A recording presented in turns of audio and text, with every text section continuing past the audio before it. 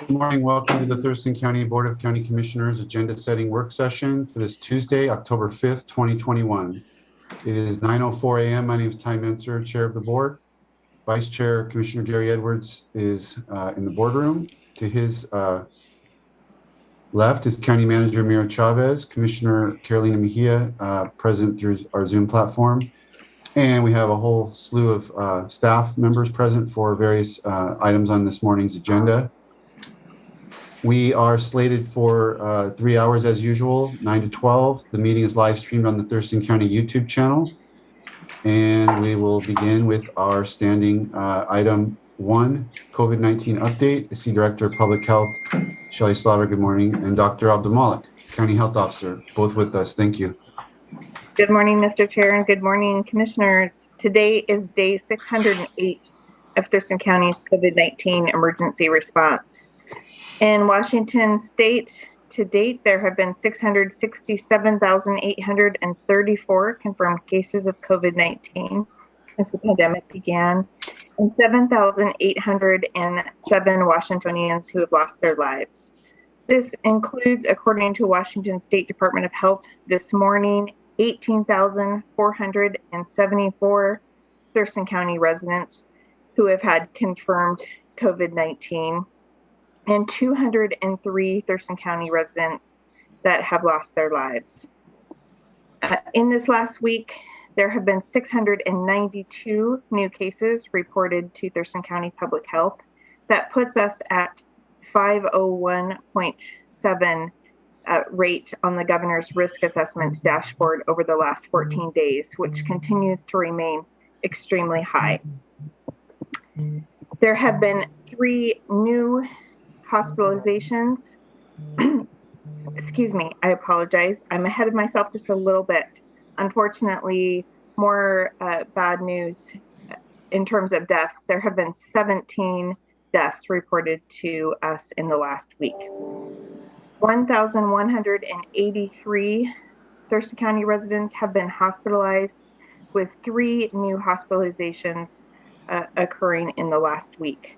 Our hospital capacity, we are starting to see stabilize a bit, which is encouraging news. As of this morning, our ICU capacity is at 87%, still quite full, but not as high as it has been in the recent past. And 85% of Thurston County acute beds are occupied at this time. We've had 88 congregate care outbreaks since the pandemic began, 15 that our team are currently investigating, and 2 new congregate care outbreaks in the last week.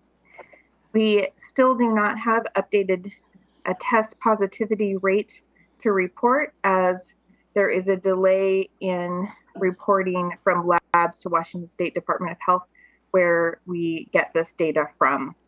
So we do not have that information, but we do have testing available in our community. We know a lot of people are looking for testing, and encourage members of the public to check out our website for our community-based testing, as well as other locations in the community where you can get tested. Today, our testing team will be at Rochester Organization of Families, tomorrow in Lacey, Thursday at Union Gospel Mission in downtown Olympia, and Friday at Evergreen State College.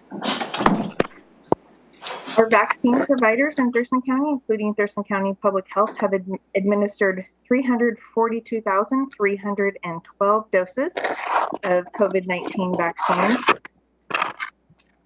Currently, 60.7% of our Thurston County population has initiated at least 1 dose of COVID-19 vaccine, and 55.8% of our population is fully vaccinated, having completed a full series of COVID-19 vaccines.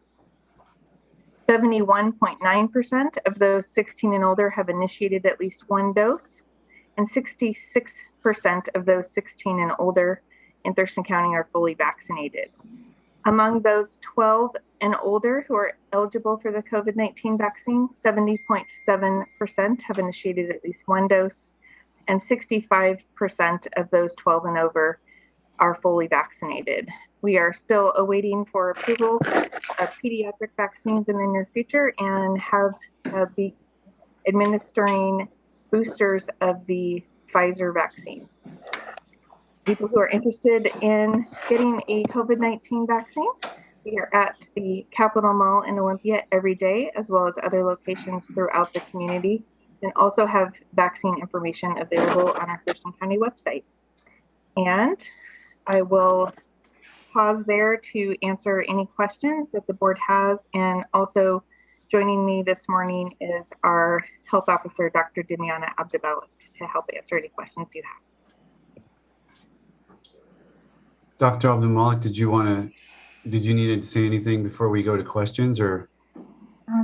Well, good morning, commissioners. We are following our community transmission rates closely.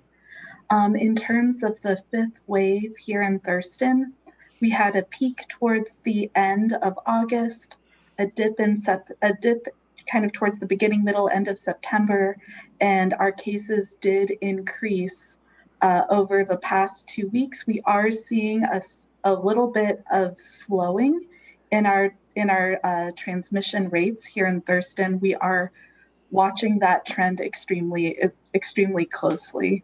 And so this is a good time just to remind everybody that, to continue doing all of the preventative measures that we've been talking about since the beginning, the masking in public spaces, avoiding large gatherings, as well as staying home when sick and getting tested being some of the more critical pieces, in addition to physically distancing with non-household members where possible.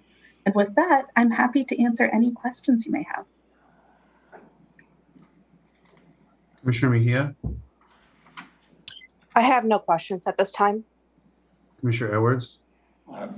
Yes, sir.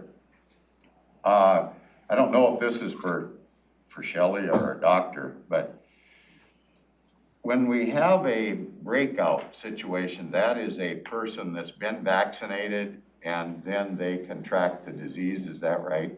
Is that what you're referring to that? A breakthrough infection, yes. Break what? Breakthrough. Breakthrough, okay.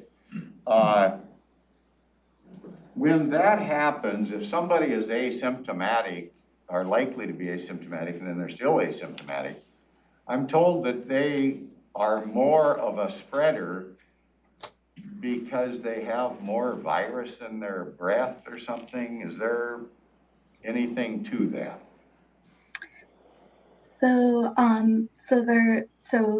Our current understanding, and once again, the Delta variant was a game changer, is that people who are infected with the Delta variant do the most of their most transmission occurs before those folks even have symptoms, and this is true for both vaccinated and unvaccinated folks.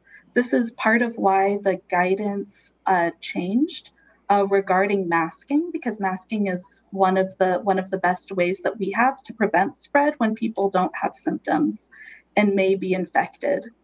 For people that have breakthrough infections, what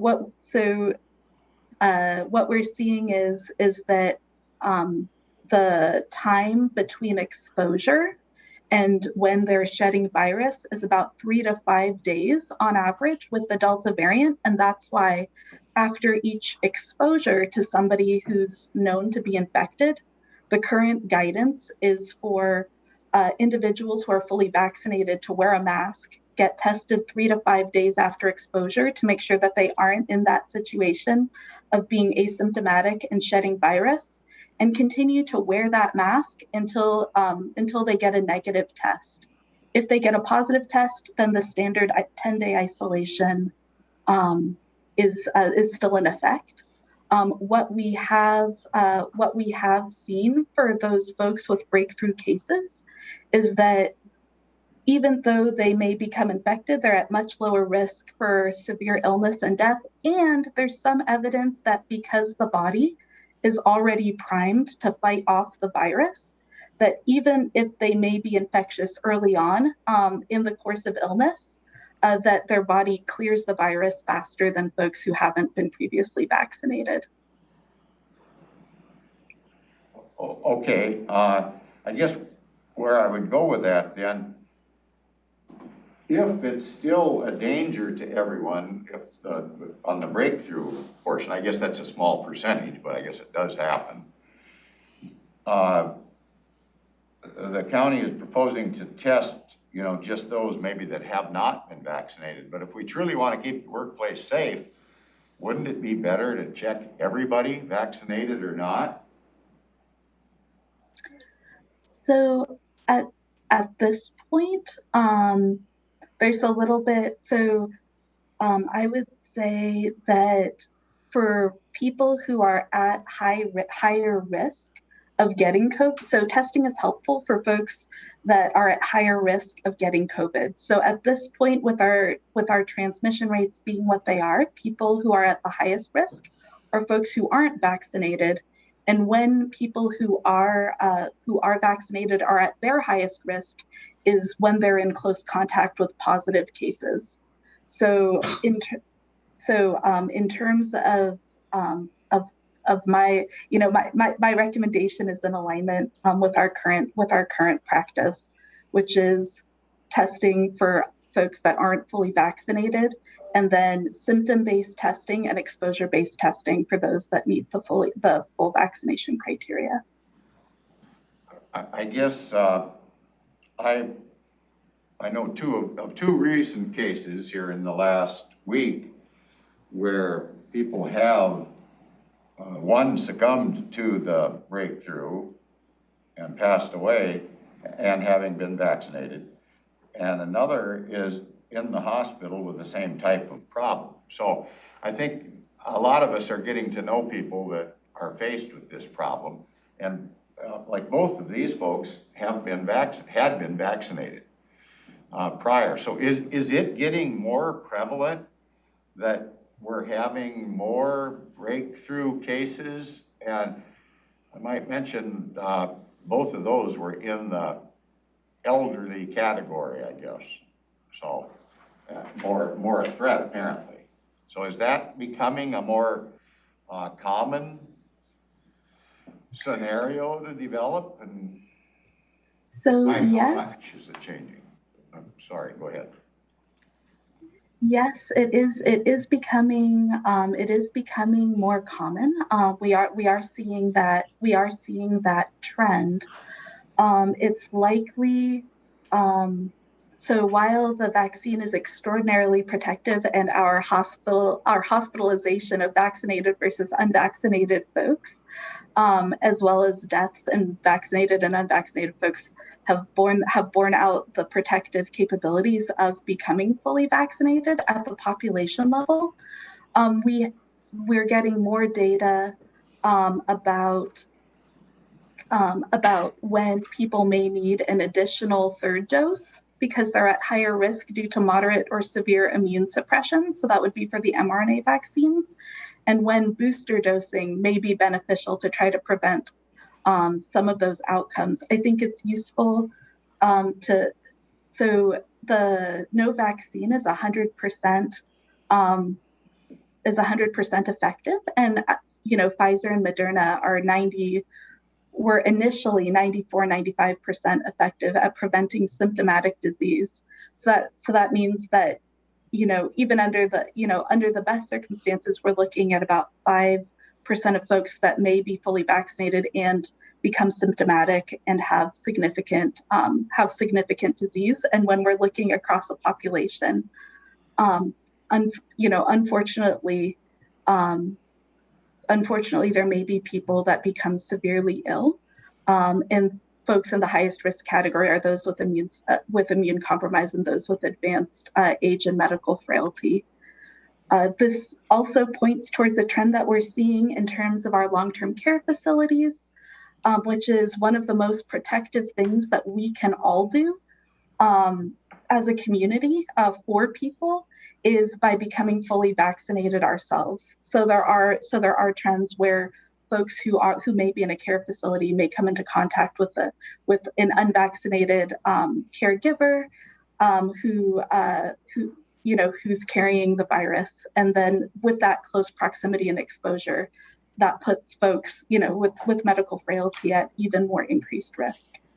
So it is, so yes, we are. So I guess just to recap, yes, we are seeing increased numbers of breakthrough cases. It's unfortunate, but it is something that we expect. We're looking at booster doses for folks at increased risk. They are currently approved for Pfizer. We're waiting for data on Moderna and J&J. And then the best thing we can all do is by protecting ourselves and our communities by becoming vaccinated, making us much less likely to transmit a virus to other people. There was a news article today, and it had to do with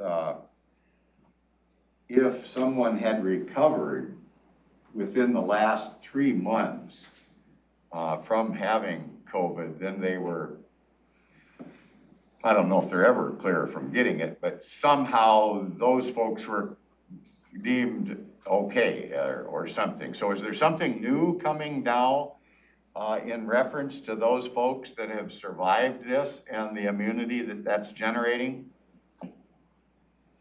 So this has actually been the CDC's guidance for some time. So the CDC has done studies to look at antibody levels in folks who've had previous infection, and they found high antibody levels for individuals within that first 90 days after infection. And during that time period, reinfection is extremely unlikely. So that's likely what the news is covering. Okay, just one real quick one. How many variants are now circulating in the country that are adversely affecting folks?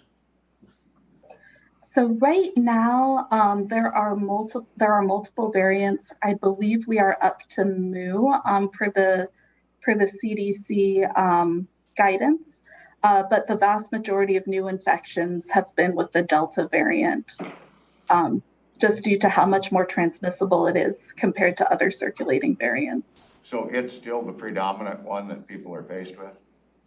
Yes. Okay, thank you. Okay, just one question regarding our masking best practices, I guess. I was reading some things about cloth masks, way better than not doing it, not having a mask, but talking about how, there's other, at the beginning, people were like, well, shouldn't I be wearing an N95 or something everywhere I go? We wanted to preserve those for healthcare, and it was about supply and et cetera. So I guess my question is, if people wanted to up their game, so to speak, with regard to their masking, is there something better than just a plain cloth mask, short of an N95 mask, that would be a positive, keep people a little bit much more protected, that people could sort out or seek out if they were so desire? Yes. So while cloth masks are definitely safe and effective at preventing transmission, surgical masks and KN95 masks that can be accessed provide additional layers. While a cloth mask significantly reduces the risk of spread. And we've definitely seen this in our county where, in a lot of the outbreak settings that we've seen in the non-healthcare setting, one of the biggest drivers of spread, in addition to distance, was just ensuring appropriate masking. So cloth masks are good and they're effective. For that next level of protection, surgical masks or a KN95 can be considered, especially for folks that are at high risk of severe consequences of disease. And KN90, when you say surgical mask, is that the same thing as KN95, or those are two different things?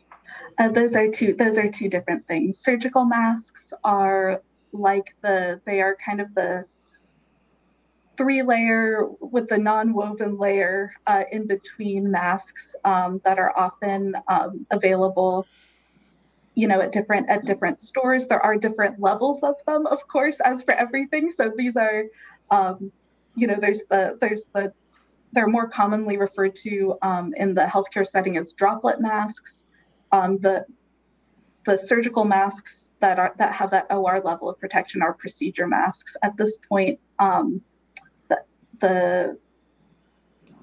the net benefit to those is unclear. So I would recommend first, just wearing a mask is incredibly protective.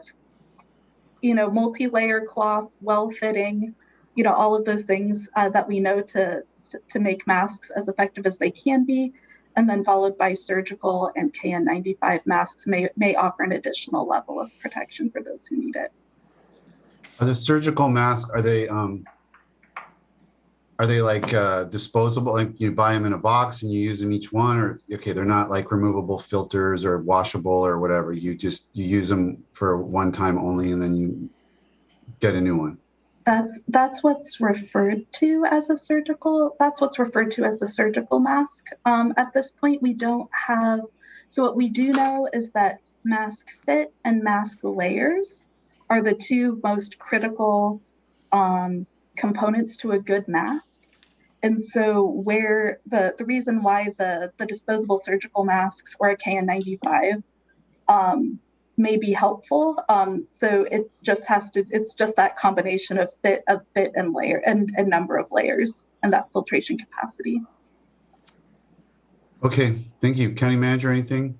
No, sir, thank you. Okay, thank you, Shelley. Thank you, Dr. Abdulmalik. Thank you. Let's move to item 2, homeless strategies update. And there's Keely Marino. Good morning. Good morning, Commissioners. Keely Marino with Public Health and Social Services. A brief update for you today, starting, of course, with rental assistance and where we're at.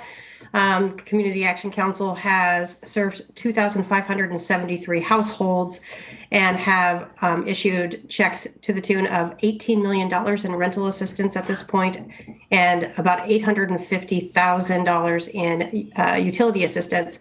Of those households, nearly half, or 1,236 of those households, are households with children under 18. Community Youth Services, trucking along, helping our residents here in Thurston County who are between 18 and 24, serving 86 of those households, and they've paid $660,000 in rent assistance and about $3,000 or $3,250 in utility assistance. This week, also, I have an update on our scattered site pilot program. Our Olympia Mutual Aid partners who are offering the case management and site governance on each of the sites. I have forwarded this report and can forward it directly to you, but I've forwarded it to County Manager. So they have served at this point. It's a much more extensive report. I just pulled out a few highlights. 117 unique individuals they have made direct contact with, which means more than just a hello, hi, how are you? 473 interactions, which include 48 of those individuals are involved in intensive case management. Now, mind you, this is over about 7 weeks of a brand new program. So that's a pretty impressive number. And all of their case managers are at capacity. They have a wait list now for people interested in case management, but the case managers are just at full. So they have initiated a vehicle repair program and have contracted with a local automobile technician, and they've been able to fix 8 vehicles on Ensign Road, get them up and running. They have made 30 referrals directly into housing and 11 separate referrals into coordinated entry. So I will get more information on that, but it looks like they're doing some direct referrals and referrals into coordinated entry as well. 20 referrals into medical programs and 7 referrals into substance use programs.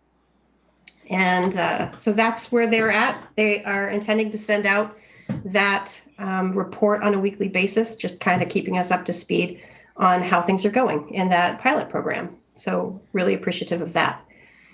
Also, I know we'll be hearing a little bit more about it today, but we will be regarding the proposed temporary safe parking program. We have arranged a town hall, and that will be offered on the 14th October, which is next Thursday between 5:30 and 6:30. There will be a link, I believe, on the Regional Housing Council's website for that, for registration, for pre-submitting of questions. That is a virtual event.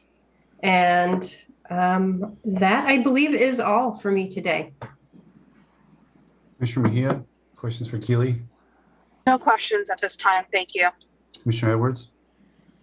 Yes, Keely, is there something going on down here along the lake right now on some kind of a cleanup?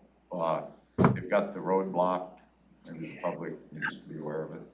Yes, I did ask City of Olympia staff what they knew about that. And unfortunately, what I understand is that there has been a body that was found there last night under the bridge. So they are dealing with that right now. Okay, so that's the reason for the closure, not a cleanup going on. Correct. Okay, thank you. Okay, Keely, I don't have anything. Thank you.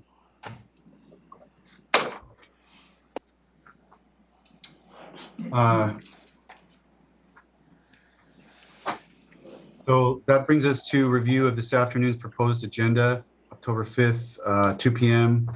Call the meeting to order. Pledge of Allegiance to be led by Commissioner Mejia. We will consider the agenda and board meeting minutes from last meeting. There are 2 scheduled presentations, the first being a proclamation for Hispanic and Latino Heritage Month.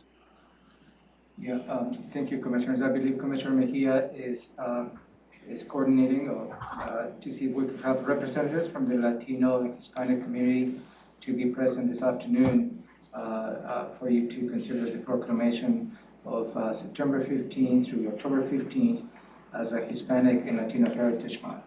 And I don't know if Commissioner Mejia would like to provide some updates as to who will be attending. Yes, and I would like to thank Nicole Miller.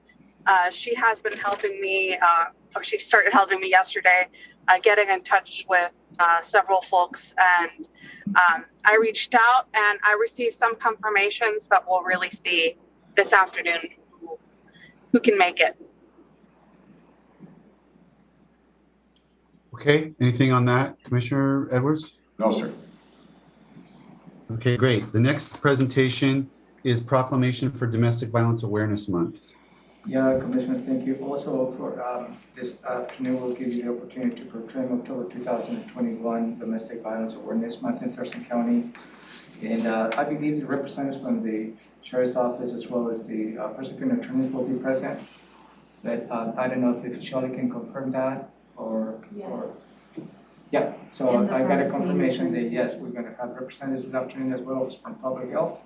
And I will give the board the opportunity to have a conversation on this very important issue. Questions from the board regarding this proclamation? No, sir. No, sir. Okay, opportunity for the public to address the board. County manager's update. Anything there, Romero? Yeah, I have a follow-up on the public testimony later on your agenda, and depending on the conversation, I will report this afternoon. Okay, so more to come on that. Yes, sir. Item 3, okay, consent agenda is A through D under 3. 3A, Human Resources, Resolution for Updated Telework Policy. Yeah, thank you, Commissioners. I believe you reviewed this particular item back in September 7, 2021. And as a result, I believe at that time you requested to Maria to send a copy of the proposed teleworking policy. She sent that on the same day, September 7, 2021. So for your considerations to consider approving this teleworking policy. This teleworking policy includes really the new environment that all of us are living in. It really gives a little more flexibility, obviously, in teleworking, and it gives a little more check and balances in this particular policy as to how we need to continue to support teleworking. If you have any specific questions, I'll be more than happy to answer. Commissioner Mejia?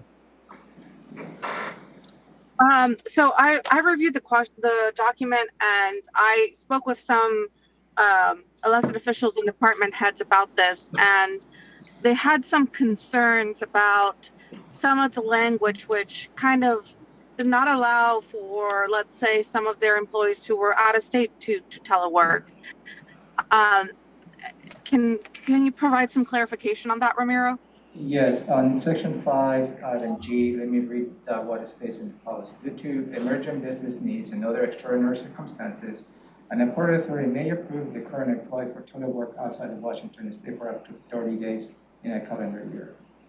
Upon adoption of this policy, new permanent teleworking policies out of state will not be permitted. So this has been a long-standing issue. And we have, I believe we have approved 4 employees to telework outside of Washington State. And that was something that I supported, to be honest with you. But as we move forward, we start encountering a lot of issues related to how we're going to be able to manage that. We have a somewhat of an agreement, I believe, a cooperating agreement with Idaho and Oregon that doesn't seem to be the issue. But for employees traveling outside the states becomes more complicated. More complicated in terms of how we're going to be managing labor laws that applies on those states. Also, as well as taxation and benefits that each of those employees because they reside in those states. That has created a big issue for all of us as to how we need to move forward on this. So at this point, I have not authorized any more out-of-state teleworking because it becomes a risk to the county as to how we're going to be able to manage the tax laws as well as labor laws in 48 states. And that becomes a very difficult task for us to do.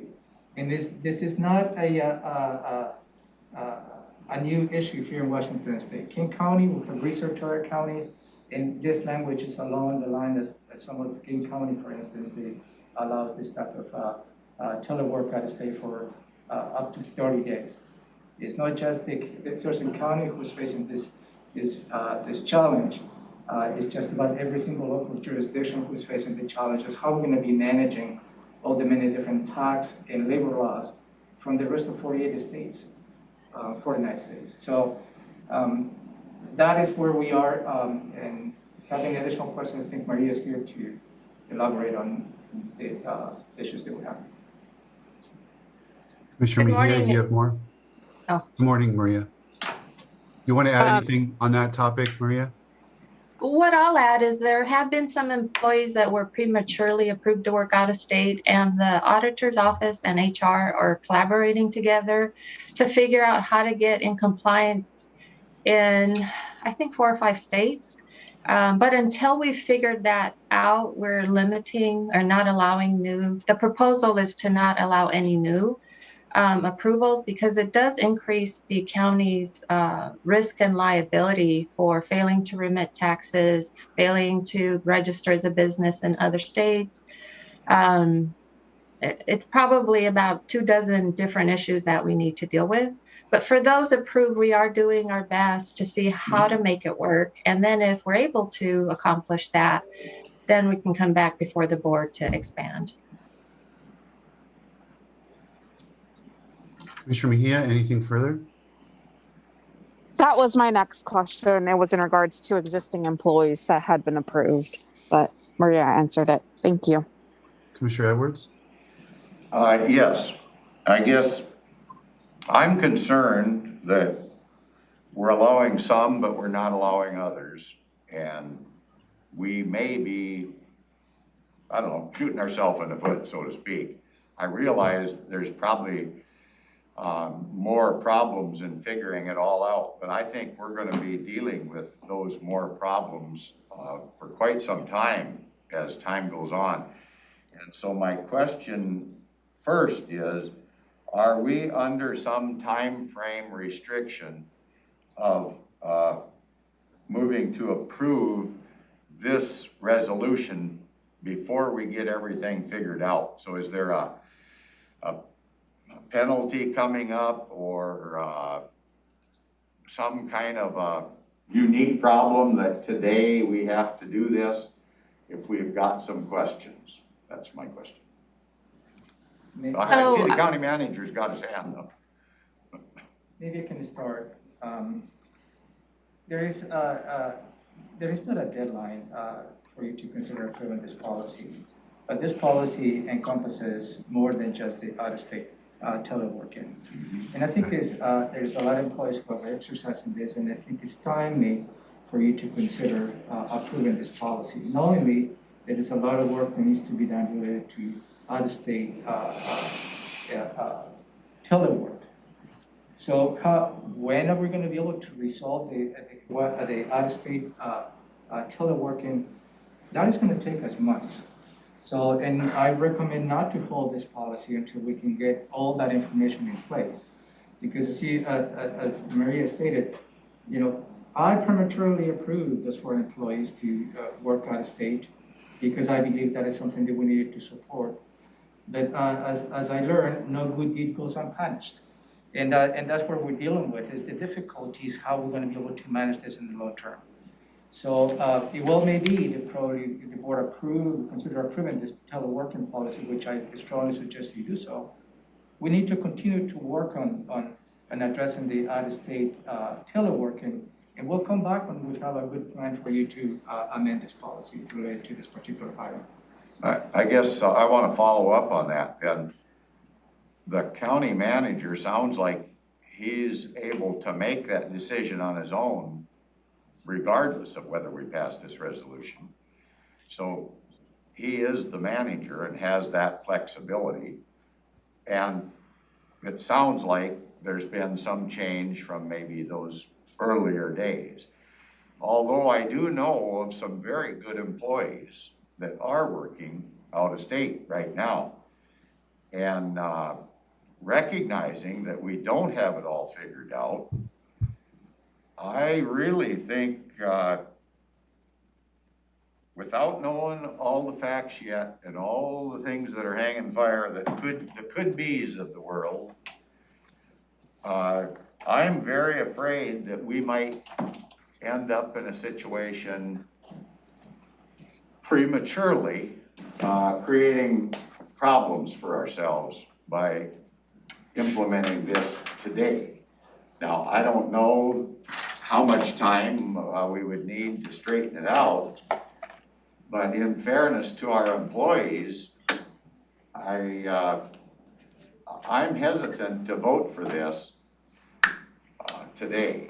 Now, I'm not saying I won't vote for it in the near future, but if we can't come to some agreement between us as the sitting board of county commissioners, then I'm going to ask that this be placed up for a vote instead of being in the consent calendar.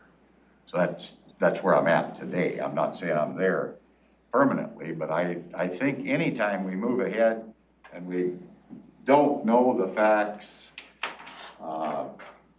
we're doing ourselves a disservice. So that's where I'm at this point. Thank you. Okay, well, I'm a lot more concerned about the risks of having this out-of-state issue is one sentence out of a 7-page document, and to have all these people, there's a lot more people teleworking in state than there are out of state, and to have everybody working in state without any set policies is creating a lot more liability and problems and inconsistencies than just pausing the out-of-state issue, buying ourselves some time to figure that out, but getting a policy in place to manage properly all the other elements of telework within the state, which is a much, much bigger, thing that is on our plate to manage. So I didn't hear a commissioner, and I had the same questions as the two of you about the out of state, because I'd heard Commissioner Edwards previously say, oh, we've got employees working out of state. And then I read here that we're not allowing that. So I needed to kind of hear the explanation, and I did hear that. Ramiro and Maria explained it. So I do want to get, I'm not an expert in this. I did read the document. I don't have any, that was the only concern I had related to it. I haven't heard a single objection from my seatmates as to any other element of this document other than item 5G. So if everybody's comfortable with all the other pieces, I think it's really important we get them placed and operative. So we can move this off the consent agenda. I don't know where Commissioner Mejia is at, if you'd like more time as well. Can we remove part 5G and just say, this is kind of like work in progress as we review policies and laws. You know, for now, no other employees will be allowed out of state. Just that clarification that Maria provided, because I feel that's kind of the concern that I'm hearing back. It's saying, well, what's going to happen to my employees that are already working out of state? So just saying, you know, for now, no other out of state employees will be allowed. This is a policy in progress, and I'm not sure if something like that can be. I'm sure we could wordsmith the last sentence of 5G to simply say permanent, additional permanent telework agreements with out-of-state employees are not permitted at this time as the county explores legal issues or something. I don't know. What do you think of that, County Manager? Certainly. We can probably elaborate the second sentence of 5G. May not be as clear, probably it was clear for me, but I understand where you're coming from. And just to reread what says, upon adoption of this policy, new permanent telework agreements with out-of-state employees will not be permitted. So the four employees, we are honest, for me, it's something that we are required to honor that agreement. Because we put them on that position to work out of state under those conditions. And again, we at that time, it was an immediate need that we needed to react, and later on we realized that it's a lot more complicated than that. But certainly, if you like, we can wordsmith the second sentence as suggested by Commissioner Messer. Chair? Yes, sir. That was my only concern, was that out-of-state portion. So I didn't have any other concerns with the rest of it at this point in time. So I guess it is something we could, couldn't we call out the fact that it is a work in progress and more to come at a later date once we get it figured out too? Because I agree with Commissioner Mejia on that topic. It's the only part that bugs me on it. Okay. And if good. we need the rest of it in place to kind of standardize what we're doing, I have no problem with the rest of it. I'm just worried about, I hate to move forward on things when we don't know. I mean, we don't know what we don't know, I guess. Yeah. Okay, so County Manager, do you think that could we put this on next week's consent agenda and then just the board could review the revised language there? Would there be an issue with that, or is there? Oh, either that, or I can probably move this item on as a department item this afternoon. That will give me the opportunity to provide you with a revised language. Either way will work, whatever is the pleasure of the board. I mean, if there's time to do it, that's fine. I know we're locked in meetings all day, so I didn't want to create a situation that wasn't manageable. I think next week would be better myself, just because it gives everybody opportunity, not only ourselves to look at it, but other elected officials and department heads and stuff that might want to take a look at it, make sure it fits. Okay, and then we have an opportunity to potentially keep it on consent if we can all come to agreement. Yes, sir. By next Tuesday. Okay, we'll do. We'll decide next week, and we'll provide you with revised language of item 5G. Okay, thank you. Human Resources is next, 3B, resolution for new classification. Yeah, thank you, Commissioners. You reviewed this item last week, and for your considerations to create a new classification. This action, if you decide to take it, does not create new positions. This is a brand new classification that really is intended to help larger departments managing the operational needs within their structure. This particular classification is Department Assistant Director. It really provides support to departments that have 75 FTEs or more. And as the county grows, I think this will provide tools to those larger departments to start really looking into the operations internal to their departments, and that will allow the directors to start having a more outward facing to the community. This particular classification has a salary range of $8,398 to $11,197 per month. And again, if the board considers taking an action, you're not creating a new position, just creating a new classification. It may be a couple options. If you approve today this request, then a couple of departments may be coming with a reclassification of existing positions to take advantage of this new classification. Any questions? Yes, sir, I have some. Go ahead, Commissioner Edwards. Which department are we talking about? So based on the 75 FTEs, we'll have two departments that qualified at this point, is Public Works and Public Health. Okay, now my follow-up question to that is, yesterday Mary Hall made a presentation and she wanted to do something similar.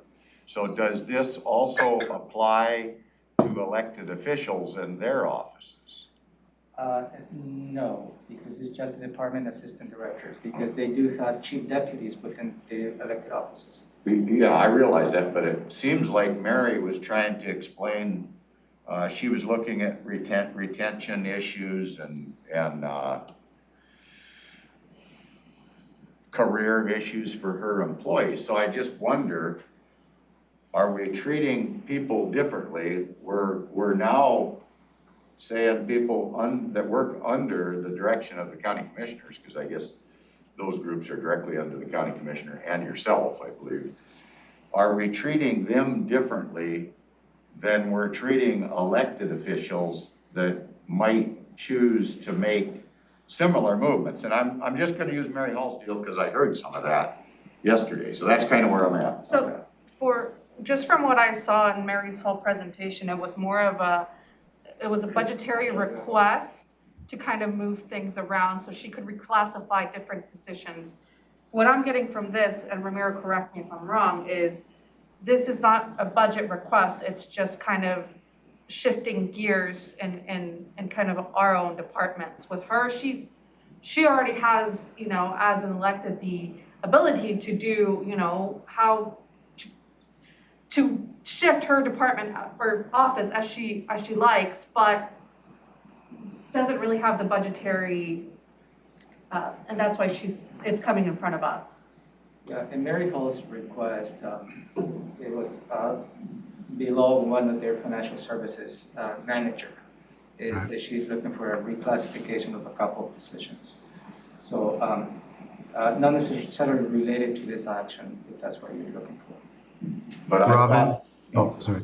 okay. Sorry, Robin had her hand up. Yeah. Yeah, I just wanted to say that, to Commissioner Edwards' question, would we be treating the elected offices differently? Yes, we would, because the elected offices already have the ability to appoint chief deputies, which is essentially what we're trying to give the departments, the larger departments, the ability to have an assistant director, because our departments don't have the ability to appoint chief deputies.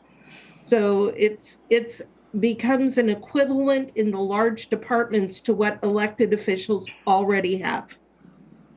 Okay. Commissioner Edwards, go ahead. Yes, I'm not opposed to the concept of doing this, but it seems like by doing this, it is going to end up costing more money. I don't know when that is going to be. Even if they don't add a new FTE, it's still going to cost more because you're given more responsibility and such.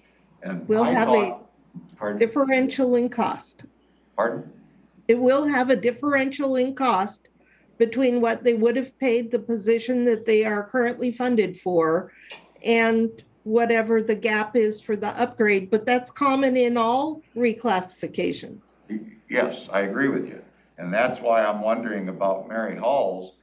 I didn't think she was necessarily at that point asking that she get a new FTE for that position she was talking about. It seemed like it was an internal issue, and it also was going to cost a little more. Now, I don't know how much more, but it sounded like that was going to cost a little more too. So I'm just wondering how come she's got to come in front of the board to justify her elected position and move. Like you say, they can create different positions out of how come she didn't come earlier out of sync of the budget, I guess? This seems like it might be out of sync of the budget. This is not a budget request. This is a request to create a classification.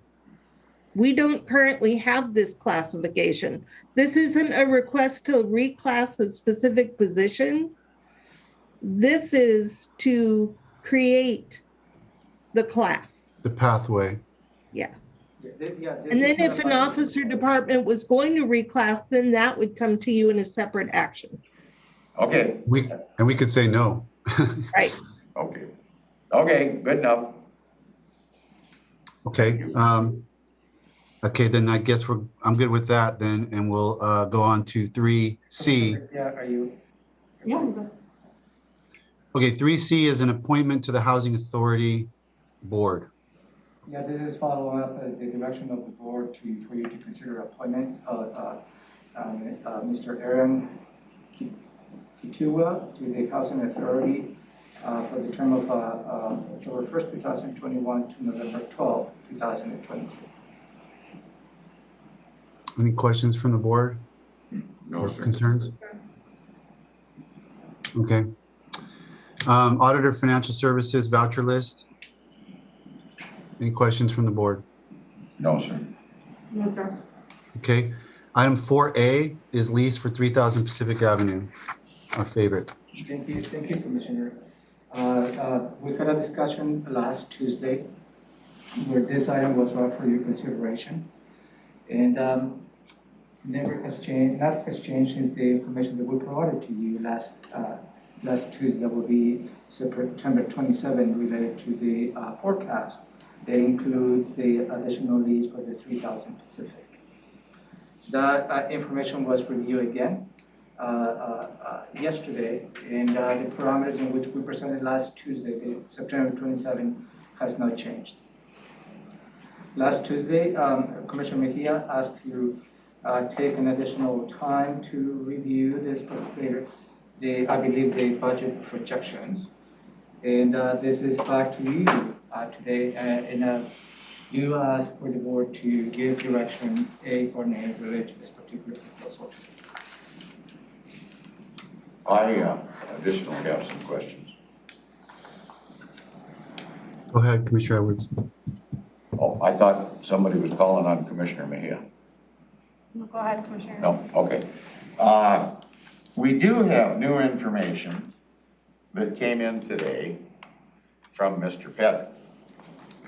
I don't know, I mean, I've got some questions about it, but I don't know if staff has had a time to look at this so they can give me an answer if he's right or wrong on some of his statements as to what we're doing with dollars and why. So I'm gonna ask that this be postponed until we can get those statements, unless staff is prepared, but I thought this just came in, I just got it, so. Yeah, But it's pretty striking stuff. I mean, I'm just gonna say, oftentimes we are told as we're going through the budget process, now remember, don't be making a decision yet until we get all the facts. Well, again, some of those facts look like they're not quite lining up. Let's just put it that way. We had quite a discussion about Mary's activity yesterday during a budget session because things weren't quite lining up. So I just don't see myself being in a position, you know, that I feel comfortable. I mean, my position is pretty clear on that, but I wonder if that's good business to move ahead on an issue that has some cloud of doubt around the ability to keep that going as projected in future years. So that's kind of where I'm at on that whole thing. So let me briefly address that. And I think Mr. Pettit was making comments related to the property tax for 2022. In the property tax that we receive information is from the assessor's office. And in fact,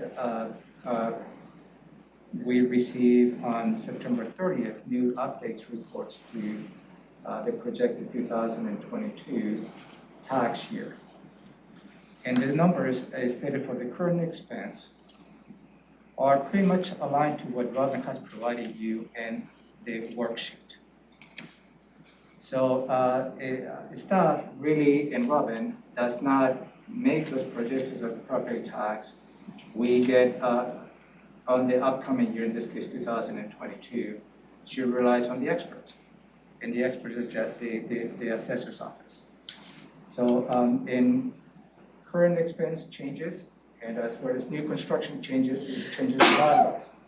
So that's probably what how I'd like to address the email that we received this morning, because having a number that it was included on the resolution when we passed the budget last year, where we made an statement to say approximately will be for 2022, things change in a year.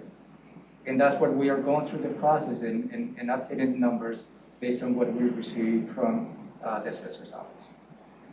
Any additional feedback on that, Robert?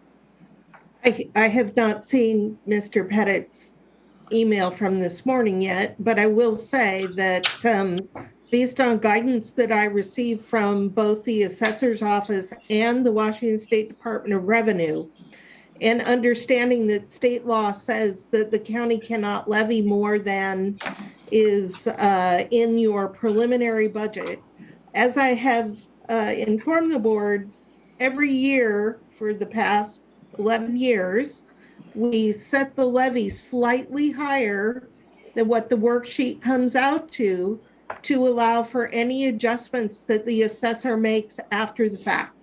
And I do that every year based on guidance from both the assessor and the Department of Revenue. So when my number is slightly higher, that is how it is supposed to be. Commissioner Mejia? Oh, sorry. No. Go ahead, Commissioner Edwards. Follow up if you have a follow up on that.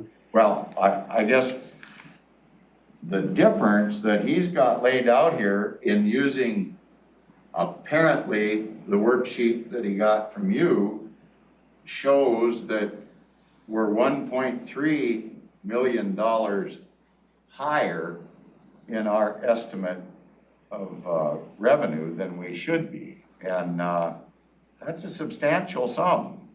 And if we end up in a situation that we're shy of our policy money, that just makes it tougher on the other elected officials to get what they want. And again, we're going to be approving something that potentially is going to lower that policy number. And I don't know, we end up, I don't know, I guess it's an easy way to defund the police if you don't want to put more money in the law enforcement. We can always say, well, we didn't realize we were going to be short, but we're short. Anyway, I just think that it's questionable to move forward when, especially if I can't get an answer. I mean, and I know seems like we're always under the gun on these decisions. And this is a good example. I mean, he's responding to something that we got relatively late. He reviews it, says, well, this, and he's been right quite a few times on his analysis of our numbers.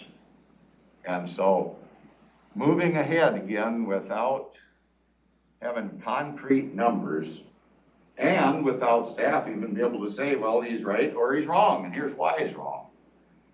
I don't get that makes for good government and expenditures of the taxpayers' money. So that's kind of where I'm at. Again, I've not read Mr. Pettit's email that apparently only came in this morning. And what I have in your forecast is the highest lawful levy plus about $100,000, not 1.3 million. Commissioner Mejia. I'm ready to move forward on it. I've gotten all my questions answered. Okay. As am I, so looks like that one stays on the agenda for this afternoon. Let's go to 5A. Public Health and Social Services, request for proposals for diversity, equity, and inclusion consultant. Thank you, Commissioners. You also reviewed this item last week. During the 2021 Regional Housing Council request for proposals, they allocated funding through all the nonprofits. The Regional Housing Council set aside $150,000 from the document recording fees to address racial disparities in the homeless crisis response system. This particular items for you to consider issuing a request for proposals to secure a contractor. They will start working on the specific issues related to racial disparities with the BIPOC community associated with the homeless crisis response system. Keely is here to add additional perspective on this request. Do you have any questions? Commissioner Mejia, No questions. Commissioner Edwards. The dollar amount. It's $150,000. It was set aside. Yeah, but I mean, out of what fund? This is from the document recording fees. That's House Bill 2163. And this is dedicated money that just can't be utilized for everything, right? It comes with earmarks. Yeah, for specific purposes. Okay, thank you. Okay, and this was a part of our, is this part of the, I think I asked this last time, but this is part of the RHC, like it was a proposal and scored or whatever through the process that the RHC has set up for these dollars. Yes. Is that right, Keely? Yes, sir. That was part of the overall strategies the RHC recommended for the board to approve. When you approve the overall strategy, including allocating specific grant amounts for those nonprofits as a result of the RFP, this is the next step because it was part of the overall recommendation. Okay, yeah, I bring that up just because there's always the kind of what Robin says, that it's all good. You know, sometimes you get bad decisions because something's brought to you in isolation. That sounds like a good idea. I'd like to do that. And then you approve it. But I think things are better when they're kind of looked at holistically, and that. So I was just pointing out that my understanding was that this proposal was, weighed against other potential priorities and thought to be a key thing that needed to be moved forward. So with that, I'm supportive. Sounds like we're good on that, commissioners? Yes. Yes, but I do have just one quick question about the request for the diversity and inclusion consultant. Go ahead. Just a comment. On the action, it says move to approve, authorize the director. Could that say move to approve and authorize the director of public health? It just doesn't read quite right the way it is. Yeah, I think there's a missing word there. Is that okay? Yeah, we'll adopt the action. Thank you. Okay, thank you. Thank you, Keely. Item 5B, also Public Health Social Services, rent assistance contract amendment with Washington State Department of Commerce. Yeah, thank you, Commissioners. You reviewed those items, the item last week in 5B and 5C are related. Item 5B is for you to consider approving a new local interagency agreement with the Washington State Department of Commerce for us to receive an additional $12 million from the Treasury Rent Assistance Program. And it was some conversation related last week. Is many different monies that come in related to this particular effort, rental assistance and utility assistance.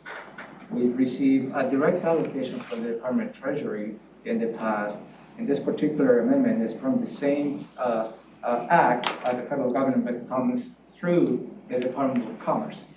And so you ask how much overall they would have received from overall on this particular effort, and we report is close to $38 million that we have received to provide assistance to individuals in need of rental assistance and utility assistance.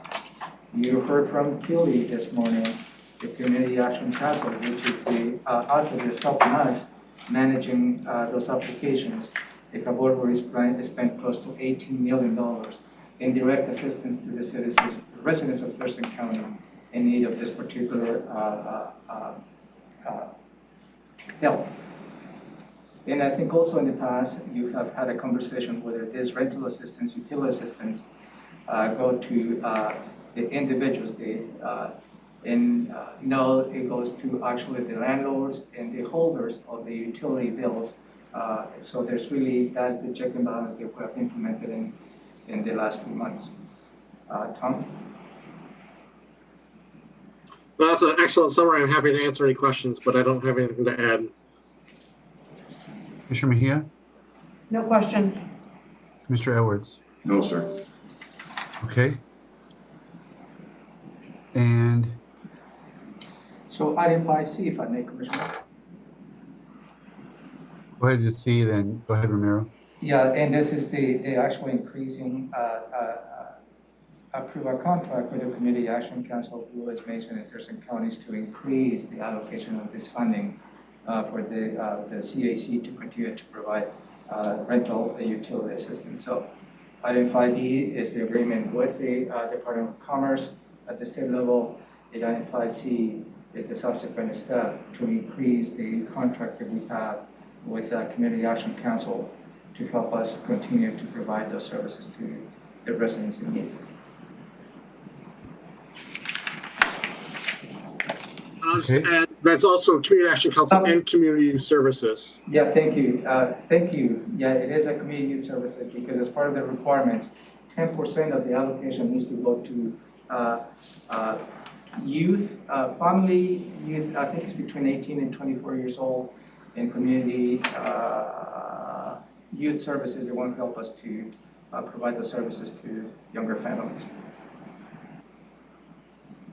Is that where the 2 million out of the 10 Yes, sir. comes in? Yeah. But it requires 10%, but we're given 20%? Can you elaborate on that? I think it's more complicated than that. You can probably explain better than I can, Tom. Yeah, that is correct. So Commerce requires a minimum of 10% based on discussions with Community Action Council and Community Youth Services. Community Youth Services thinks they can spend, based on the demand that they have, they can spend $2 million. So we thought it was appropriate to make sure we had sufficient resources for those use. So the 10% was a minimum. Based on discussions with CYS, they believe they can spend $2 million. And so that's what we've recommending that we allocate to CYS. And I guess my follow-up to that is, if we do 10% more than what we're required, are we cutting back on some other group by 10% that feels slighted now? Or was there some kind of a consensus reached with all parties involved that this was the right way to go?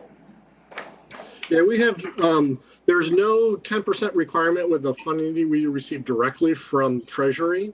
And so that has all gone to CAC. So CAC captures every other population that's not youth.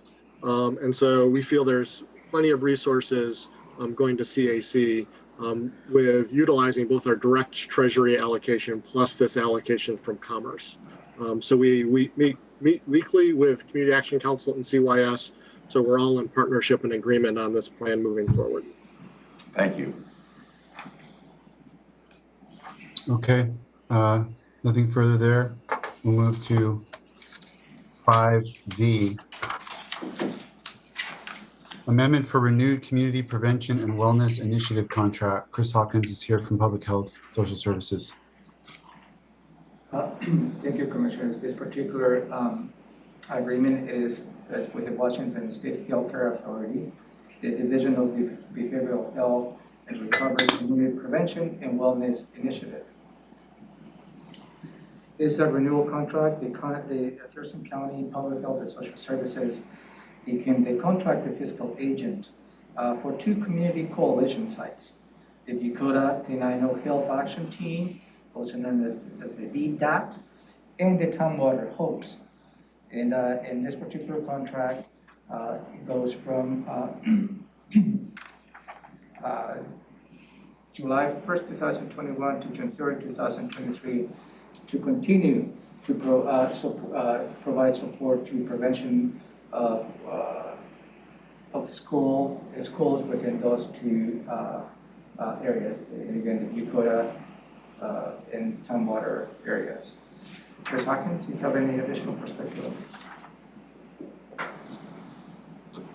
Good morning, Commissioners. Chris Hawkins, Program Manager with Public Health and Social Services on Education and Prevention. And we already talked about this project last week. I think Ramiro has covered the basics of it well, and I'm happy to answer any questions that you have.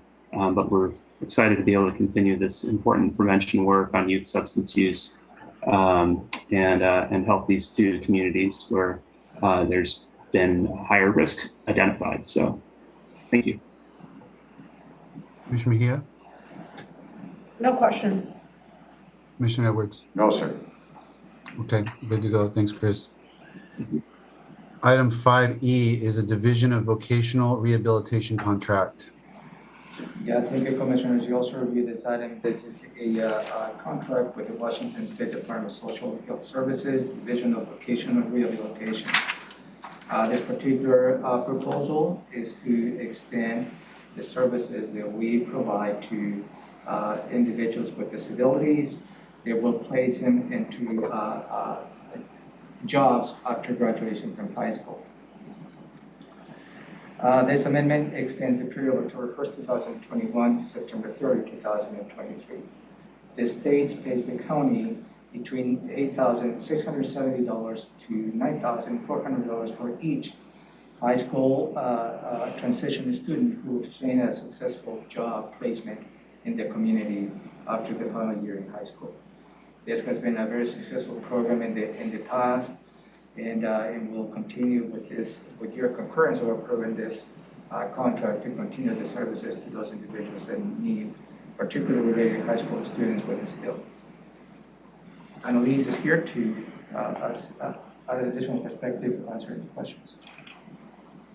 Commissioner Mejia? No questions. Commissioner Edwards? Yes, sir. Is there a dollar amount cap or something here that is being referred to when we talk about not to exceed that 10%?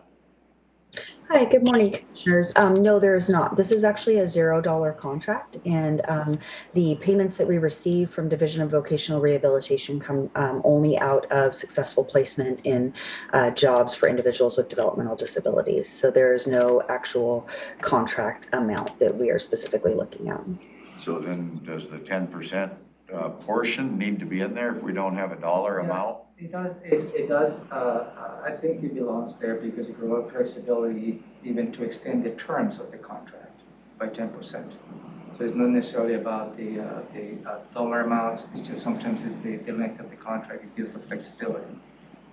That's pretty normal language that we add in every contract. But if you don't feel comfortable with that, No. As long as we've got it covered and we've got the money coming through. That make it work right, that's all my concern is. Great, thank you. And I'll just add to what Romero said, that occasionally DVR will increase or allow partial payments, which again would only benefit the county in that we would be receiving additional funding if individuals in this program receive or if they achieve certain milestones and things along those lines. So again, just that 10% allotment would allow Shelley Slaughter to be able to sign off on any amendments that don't significantly change the amount of the contract or any money that would be coming in. And that is all pass-through money, I take it, right? Exactly. Okay. It actually is based on performance. Yeah. Okay, thank you. Thank you. Okay, thank you. Let's go to 5F, interlocal agreement with Department of Children, Youth, and Families. Gretchen Toller. Thank you, Commissioners. This particular proposal is to enter into a interlocal agreement with the Washington State Department of Children, Youth, and Families, also previously known as Washington State Department of Early Learning. This particular contract is to receive an amount of $937,602.55. And the performance of this contract is from July 1st, 2021 through July 31st, 2023. And this funding allows for the North Family Partnership program to continue to provide services to 125 families. And the 125 families spans 3 counties, 35 families in Mason County, 51 families in Thurston County, and 38 families in Lewis County. And I believe the board is well aware of the success and the impacts the Nurse Family Partnership Program provides to young mothers expecting. Gretchen Fowler is the manager of the NFP, and she's here to add additional perspective or answer any additional questions. Good morning, Commissioners. Gretchen Thaler with Thurston County Public Health and Social Services. And thank you, Romero. I think that was a good description. Questions from the board for Gretchen? Commissioner Mejia? No, sir. Commissioner Edwards? Thank you, Gretchen. Thank you. Thank you. Let's go to the final item under, still under public health. This is 5G, Interagency Agreement for Well Construction Delegation. Yeah, thank you, Commissioners. You reviewed this item last week and for your considerations to approve an interlocal agreement with the Washington State Department of Ecology. And this is related to agreement that provides the county with the authority to inspect newly drilled water wells, as well as wells that are being decommissioned. Public Health and Social Services signed its first well construction delegation agreement with DOE back in 1996. So this is a renewal of this particular effort. The performance of this contract is from July 1st, 2021 through June 30, 2022. In the past years, I believe we have generated about $22,500 as a result of these actions in the past year. That was from July 2020 to July 2021. That gives you a perspective as to how much this is on a yearly basis. Our start is here to answer any additional questions. And we did change the performance of this contract to 10%. Last time that you reviewed this, it was 25%. So the 10% is aligned with the procurement policy in the county. Art? Art's on mute. He's on lockdown. I think he's on lockdown. I think he's locked out. Can't hear me? There he goes. Can you guys hear me? I can hear you. I can hear you, sir. Okay, so I asked Commissioner Mejia if she had any questions for Art. Oh, so maybe we were frozen. Yeah, we didn't get that either. Did you hear me? Did I skip on my sound by any chance? I can hear you, but the picture is like in like strobe light, freeze, locking up and. Okay.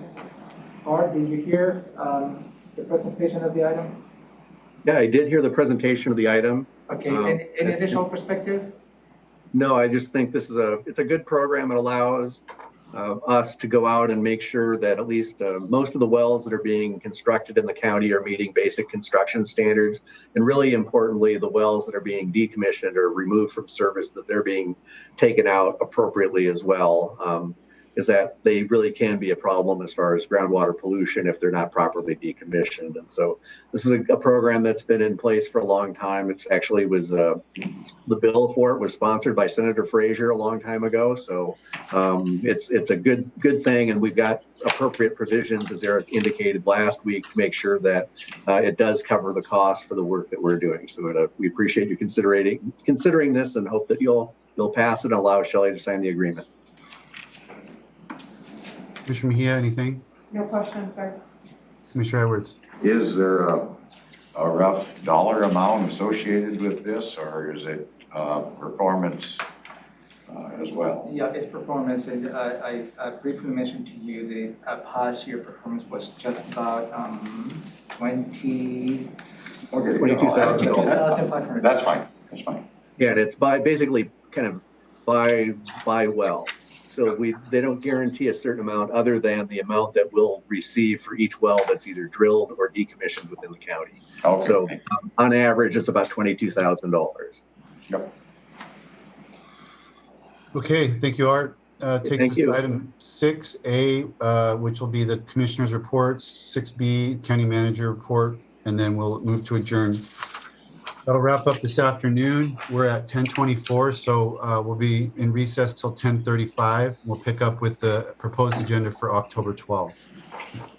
Thank you.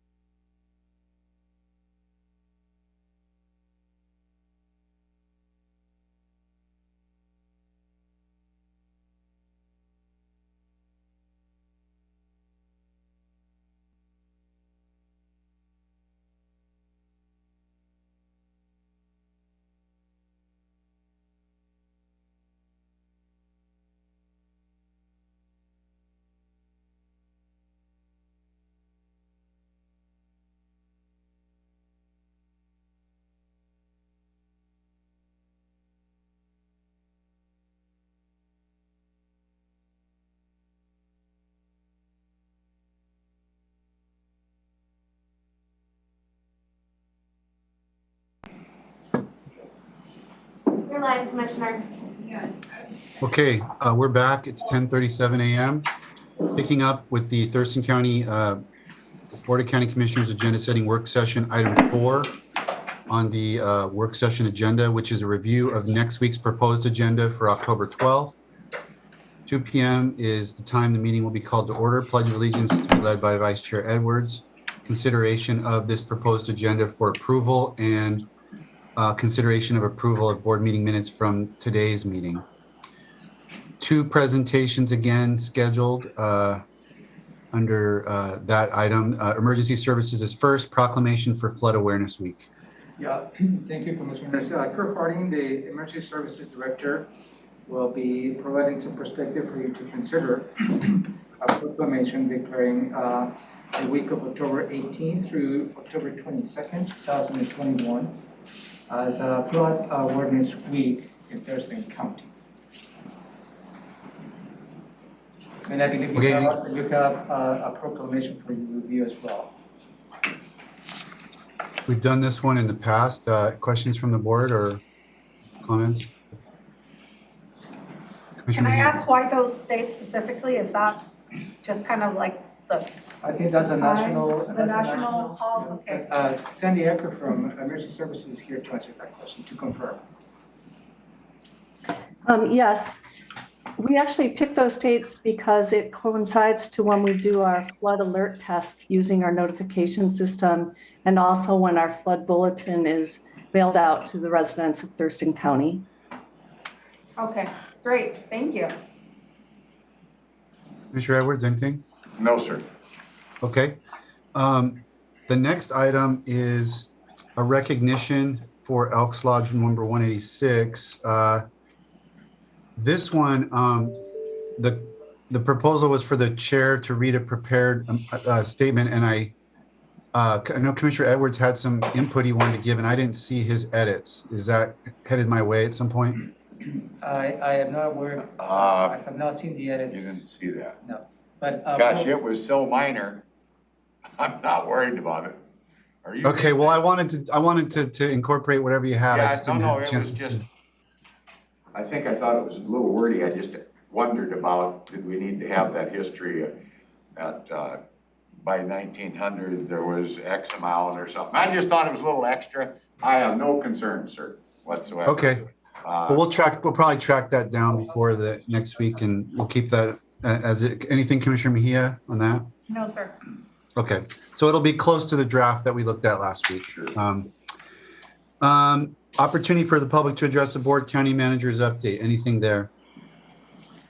I will follow up with any comments they might need a follow-up based on the public testimony this afternoon. Thank you. The only consent item is the voucher list, which we'll see later this week. So we'll go to item 4A, Public Health, Interagency Agreement Amendment for Cdbg CV2 contract. Yes, under normal circumstances, the allocation from the Community Development Grant Program, Cdbg money, is direct allocation from the Department of Housing and Urban Development to the county. It's a little bit different. And this is under the Corona Relief Fund. The Washington State received funding under the Community Development Grant Program, and also known as the Cdbg CV2. So in this particular agreement is we have been in April 2021, Thurston County was informed that we were eligible for $340,752 under the Cdbg money that's coming through the state, not the direct allocation from HUD. So as a result, we submitted an application, and at this point we have been awarded this amount. This amount will fund the support and operations of the quarantine and isolation facility that we're currently operating here in the county to house those individuals that have might been affected by the virus or perhaps needed isolation or quarantine in a hotel here in the county. Also, we'll fund the Thurston County Food Bank, and also we'll fund some of the administrative elements of this particular grant. So, and again, there's a little bit different allocation from the Cdbg as the board has heard in the past. So Tom can elaborate a little bit more and answer any questions. Yeah, thank you, Ramiro. Tom Webster with Public Health and Social Services. That's a very good summary. I will say we were a little limited on the use of these funds. We, in applying to the state, we had to use the funds for activities that we used with the Cdbg COVID relief funds that we received earlier or in 2020. So we had to use them for similar activities was one of the requirements because we were not able to go through a separate environmental review process. So that's why after some discussions, the quarantine and isolation and the food bank were two activities we'd supported previously with the funds we received. And so we selected those. So there were some restrictions on how we could use these funds. Questions for Tom, Commissioner Mejia? No, sir. Commissioner Edwards? Yes. So we're getting in 340,000, is that right? And then once in a while, when somebody doesn't take their full allotment, there's extra money left, and that's where that 10%, we can get a little more? Is that how that works? Yeah, that's what we put that as kind of standard language in case something happens. There is the possibility that we could get a little bit more from the state. I wouldn't expect it in this instance, but we do allow that allowance in case there's the state makes an amendment to our contract for some reason. I guess so. Are we restricting our ability to get a little more revenue in by saying 10%? I mean, I know we have some standard language we use, but on a deal like this where we've got money coming in, if it said 20% or 25, 50%, I don't know. Does that help you in the future accepting that type of thing? Because no, okay. I see Robin's got her hand up. Just going to add that under current county policy, 10% is the limit. Even in accepting money, huh? That is the way the policy is currently written. Okay. Because if we're able to get more, we would bring that to the board to accept. Okay. It's not like we would turn more money away, Okay. but you have delegated authority to accept up to 10% more than what you see here. Okay, I just wanted to make it easier for you. Thank you. And I would imagine, I mean, and I'm guessing that, just thinking out loud, but I'm guessing that that's so that obviously commissioners, if a more substantial amount came in, the commissioners would want to know about that so we could make decisions about where it goes rather than having it just go into a black hole that we didn't even necessarily see. And then, you know, there could be questions about that later and concerns. So Yep. Good point. Good point. okay. Okay, so I have a question though on this. So I understand that so Cdbg is about, like in general, you know, there's different Cdbg fund streams. And in general, it's about low income communities, right? That's why, you know, we had to wait for Rochester to qualify 1 year, or was the county going to qualify if Lacey pulled out of our arrangement and all of that. And so I guess I'm wondering, is there an element of this funding that goes to that or applies in those areas or applies to those types of activities? That's number one. And then number two, my question is, I just want to confirm, because I heard something in the last week about some debate with regard to some Cdbg funding, and I think it's a different stream, but I want to clarify that this is a completely separate thing from our normal, you know, the interlocal agreement we just signed where South County gets it 1 year and Lacey gets it 1 year and Thurston County. This is completely separate than that, or are we working with those other jurisdictions in some way with regard to this funding? So this is completely separate from those funds. This is an allocation through the state. And because it's COVID money, we did during last year, 15 months ago, or whenever we received the Cdbg COVID money from the federal government, we did consult with South County, but primarily because this was to respond and address to COVID. The activities had to be COVID specific, and so public health did take the lead in directing these activities. You are correct that Cdbg funds are intended to benefit low income populations. And therefore, the activities we've selected of supporting the quarantine and isolation facility, we do kind of document that that facility primarily helps those who are low income, who are unable to quarantine and isolate in their own space, and also supporting of the food bank. So we worked with the food bank to make sure that the recipients of these funds will be low and moderate income. So that is a requirement of the program, that the activities we support primarily, which means more than 50% of the beneficiaries must be low or moderate income. Is there a geographical element? Like, you know, in the other CDBG world, Olympia gets its own allocation and then we're responsible for kind of the rest of the community. Is that how it is with this strand, or is this just given to the county to apply across the whole county, including Olympia, for COVID response? Yeah, that's a good question. For the COVID response funding, it's for the entire county. Okay, so we're not necessarily in the same relationship with South County, for example, or Tumwater. Correct. Okay, with regard to this funding. Correct. Okay. Okay, any other questions from the board based on any of that? No, sir. Okay. Thank you, Tom. Then let's go to item, I guess it's still you, for 4B, which is amendment to Interfaith Works contract for 3444 Martin Way.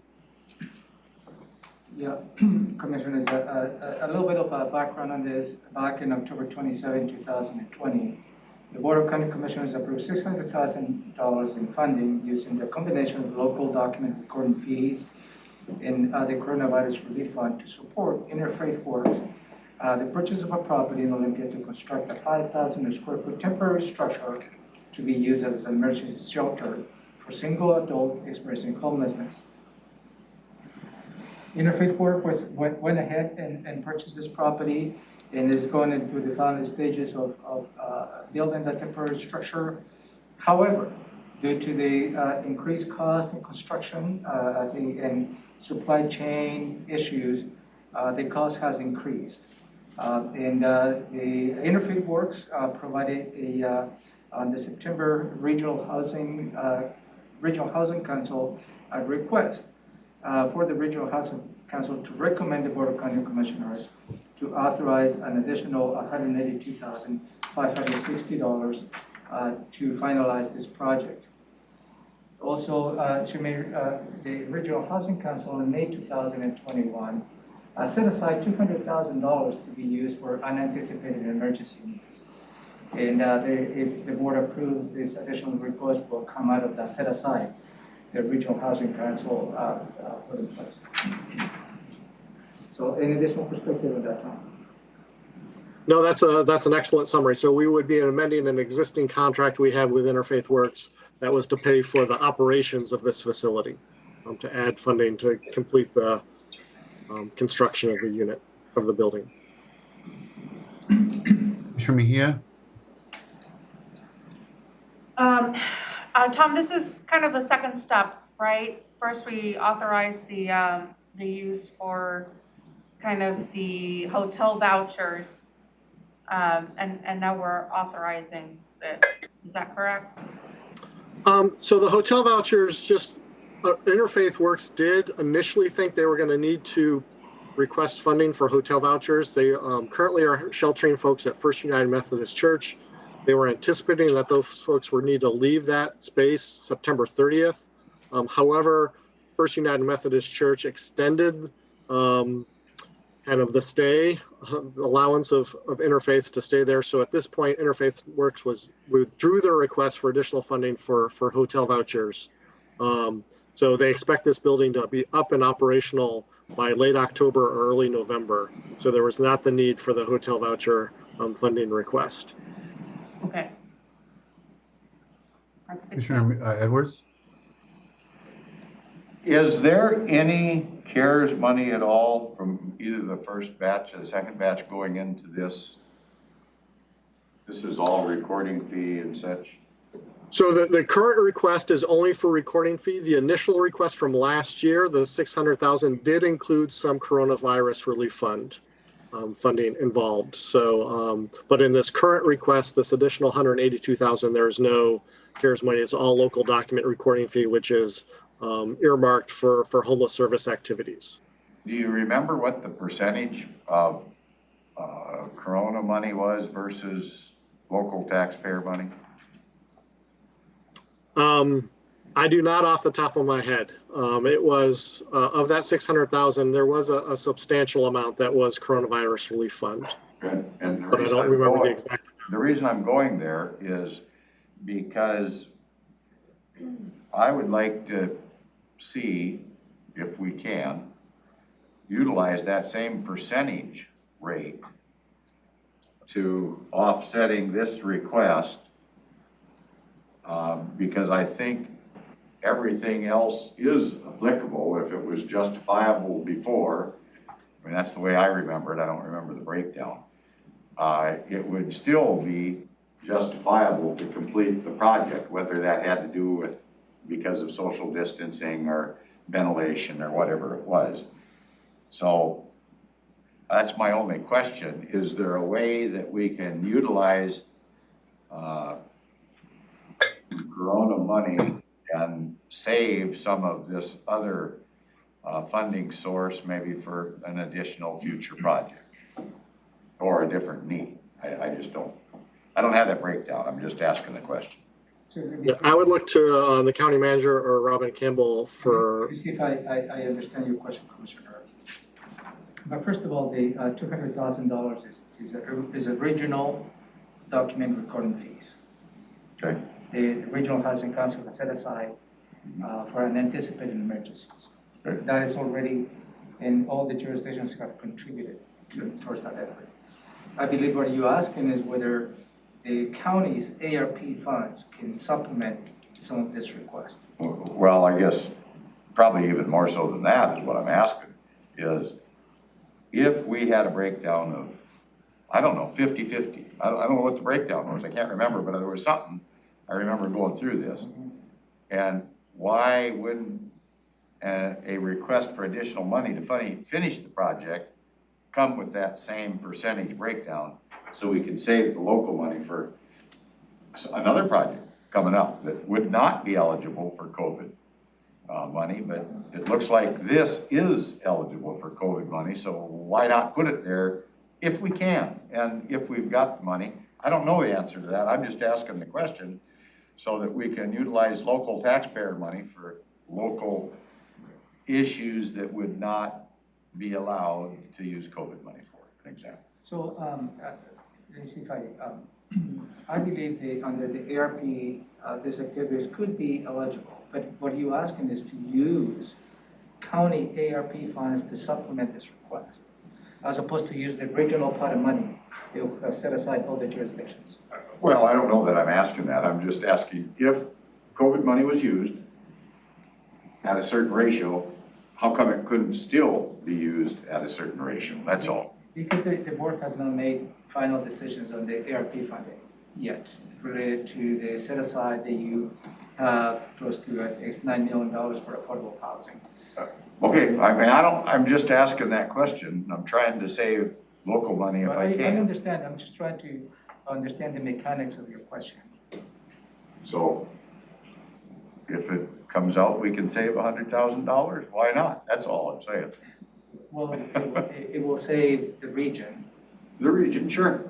Yeah, it's region money, right? But I guess it's a matter of, multi-jurisdictionally controlled local dollars versus county-controlled federal dollars. But if that is a proposal you have for your seatmates that. Oh, no, I'm just saying, if we did a breakdown before for the money that the county gave, why couldn't we do the same thing? It's just an extension of an existing activity. I'm not gonna, it's not a hill I wanna die on. It's just, I'm just trying to I think it was a little bit different from last year when the board approved this request to the Interfaith Works. It was a specific request to the county. Okay. And this request it was requested to the Regional Housing Council. Okay, well, if we can't do it, we can't do it. No, I would like to do it, but only if we can, and it saves money, that's all. Oh, the board would like to provide that? Okay, you're saying I need a seatmate that wants to save money too. Okay, I'll let it ride. what this is the, so if I could remember correctly, the original vision for this project was to have it used as a emergency shelter, because we had our shelter space was like immediately lopped down because of social distancing requirements and whatnot. And then over time it would convert, I believe, into a day center. Is that still the vision for this structure and this project? That's correct. That is Okay. still the vision and intent. Okay. Okay.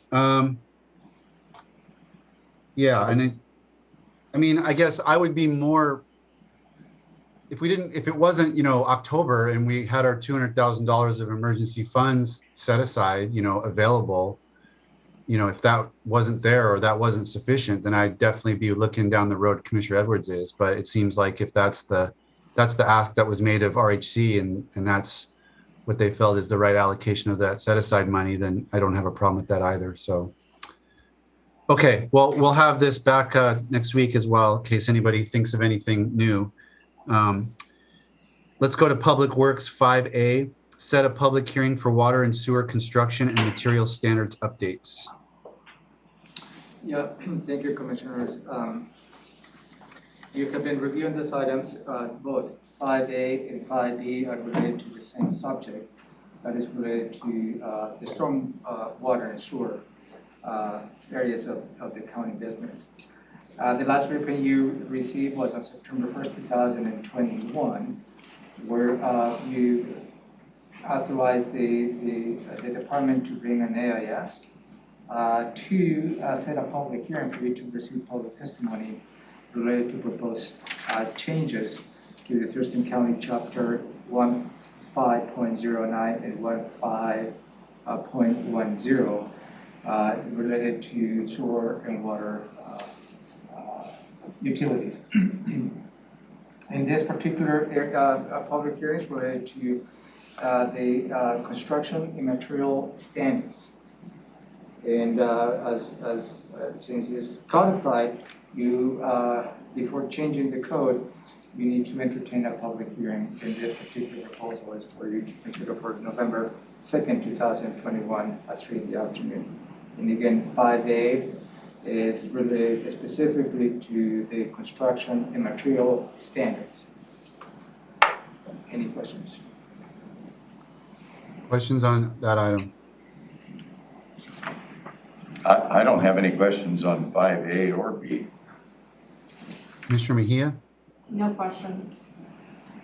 Okay, Ramiro, why don't you just kind of give us a thumbnail of 5B and then we can move Yeah, on. it's related, and again, 5A was the construction standards, and 5B is to change, hear testimony related to the Thurston County chapters, 1509, 1510, and 1512. And that will complement those two actions. And again, we need to have two separate public hearings because two different actions. As the second also is scheduled for November 2nd, 2021 at 3 in the afternoon. You better open up 152 for that one, Ramiro. It's going to be. Yes, sir. I'm expecting that. I'm sure we're going to have a flood of comment on this one. All right. Commissioners are good there. We'll have reports on work sessions and county manager go through our schedule. And then we will adjourn and begin the Board of Health at 3:30 or thereabouts. So let's turn to that proposed agenda. The meeting would be called to order there at 3:30. Look at the agenda and approval of September 14th minutes. We'll have a proclamation for Breast Cancer Awareness Month. Shelley Slaughter is here, our administrator for the Board of Health. Shelley, anything we need to say about the breast cancer proclamation? Thank you, Commissioners. Yes, October is Breast Cancer Awareness Month. And our own Gretchen Toller, our maternal child health program manager, will be presenting this item along from guest Nicole Woolsey from the American Cancer Society, who will provide a brief presentation about things that people can do to prevent and respond to breast cancer. Questions or comments from the board? No, sir. Okay. No, sir. We'll have the opportunity for the public to address the Board of Health. We will then move into item 4, which is a presentation of Thurston Mason Behavioral Health Administrative Services Organization. Yes, sir. Very happy to have guests from our Thurston Mason Behavioral Health Administrative Services Organization, Mark Friedman and Joe Avalos, come to present to the Board of Health and share updates on our behavioral health system and the services that they provide to Thurston County residents. As you know, Commissioner Edwards and Commissioner Menzer, as you serve on the board, of all the great things that the BHASO does. It has been quite some time since we've had an update, and there is a lot of great things happening in our community to provide behavioral health and treatment services. And also, it's a time when behavioral health needs have greatly increased in our community, and behavioral health is a very important component of our health system. So we're happy to have them come and provide an overview on all of the latest things involving behavioral health. Commissioner Edwards? No questions, sir. Commissioner Mejia? No, sir. Okay, thank you. Yeah, I kind of proposed this idea just because the system was complicated enough to begin with when I got on the board, and there's been a lot of changes in the last year or so with the legislature. So I just thought it'd be good for the public and the Board of Health to kind of hear an overview of where we're at and where there might still be gaps and where we can advocate with our state legislators and try to use our local dollars to patch up like treatment sales tax and whatnot. So thought it would be helpful when we make those decisions and think about those issues. So the next item then is 5. It's a presentation of communicable diseases. Yes, this is also a request made by the chair of the Board of Health, Commissioner Menzer. Thank you so much for suggesting this, because the Board of Health gets to hear a lot about our COVID-19 case investigation contact tracing programs, but not a lot about everything that our amazing disease control and prevention team are doing behind the scenes every day to control, prevent, and investigate the spread of communicable diseases in our community. So you will be hearing from one of our amazing community health nurses, Madeline Smith, who will provide a presentation describing what our role and responsibility is and what our department does to keep our community safe and healthy from a variety of notifiable conditions that they investigate every day. Any questions from the board? No, sir. No, sir. Okay. Okay, well, those will be good presentations, hopefully, and we'll have then the Board of Health members, health-related activities report, director report from Shelley, and then will there not be a health officer's report, or is that? There is also a health officer's report that may be a omission on the agenda, and we'll get that updated. Okay, very good. Okay, thanks, Shelley. That will. Okay, we've got slides here, and I'll hang on to these for next week then. Okay, that'll take us then to item 6 on this morning's work session agenda, proclamations and awards. Good morning, Amy Davis, clerk of the board. The proclamations for Hispanic and Latino Heritage Month and Domestic Violence Prevention Month are attached.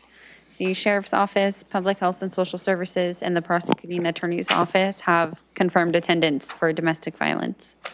And the drafts for Flood Awareness Week and Cybersecurity Awareness Month are also included. That is all for proclamations. Anything from the board on proclamations and awards? No. No, sir. On we go to advisory boards and commissions, item 7. Yes, we have a few items. I'll go one by one. The first is to address, or the first up to address is Johanna's reappointment application for the Agriculture Advisory Committee as a farmer member. This would be a 2-year term. So if there are no questions now, you can take this back for review and we can circle back next week. Okay. Well, the only question is always just kind of a status of the commission. This is a reappointment. Are there vacancies on this still, the committee? There are not. I'm sorry, there's one vacancy. You made one the other day. Yes, Yeah. there's one vacancy. The updated one pager and roster is attached in your packet. Okay, great. It is the I second guess I missed. page. Oh yeah, it's on the back here. Okay, Yes. I gotcha. Okay, thank you. Anything else from the board on agriculture advisory? We'll circle back next week. I have a question All right. on all of the boards, but that can wait till the end. Okay, go ahead, Amy. Next is Carrie LaRudd's application for reappointment on the Lodging Tax Advisory Committee as a tax collecting member. Her current term expires November 9th. So this is a proactive attempt for reappointment so LTAC can hold the 2 meetings required each year prior to the end of this year. There's concern that there may not be a quorum if Carrie's reappointment and one other that I believe is coming our way are not made. Staff has asked this reappointment to be included on the agenda of next week so it can be reviewed in the meantime. And if there are any concerns, we can address that during review of the agenda next week if there's consensus for that. Can I ask a question? Go ahead, Commissioner Mejia. Well, I'm seeing Commissioner Edwards sits on that, so just kind of his opinion. Commissioner Edwards, you're the chair of this board, is that right? They'll talk. Yeah. Have we had any new? So we have not been meeting because of the Right. pandemic. Because of the pandemic, we haven't done it. There were not grants issued. So we're planning to issue grants for this upcoming year. And when we realize there's some appointments to be qualified. There's the Sharon Stewart. She moved on. Yeah. So now the new executive director has, I believe, agreed to participate in this thing. The executive director of the Olympia and No, I just took it for granted that was going to happen. yeah. So as Amy suggested, we need to consider this appointment to have a forum for you to meet. We're organizing all these meetings, and hopefully we'll get to the point of sending a request for proposals for you to consider for grants next year. Carrie's good? Pardon? Carrie's good? The applicant? Terry, Yes, I'm great. Okay. Yeah. Robin?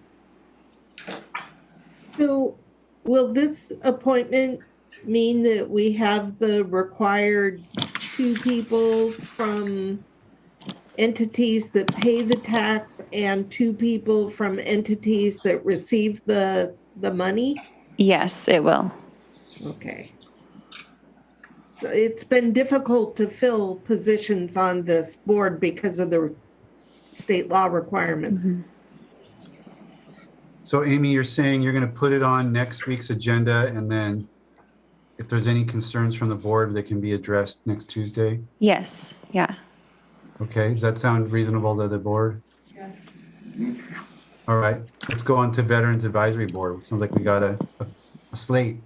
We do. We now have 4 applications for review. We did have Heather Miles and William Powell's application last week. Heather would be a new appointment and William Powell's is for reappointment.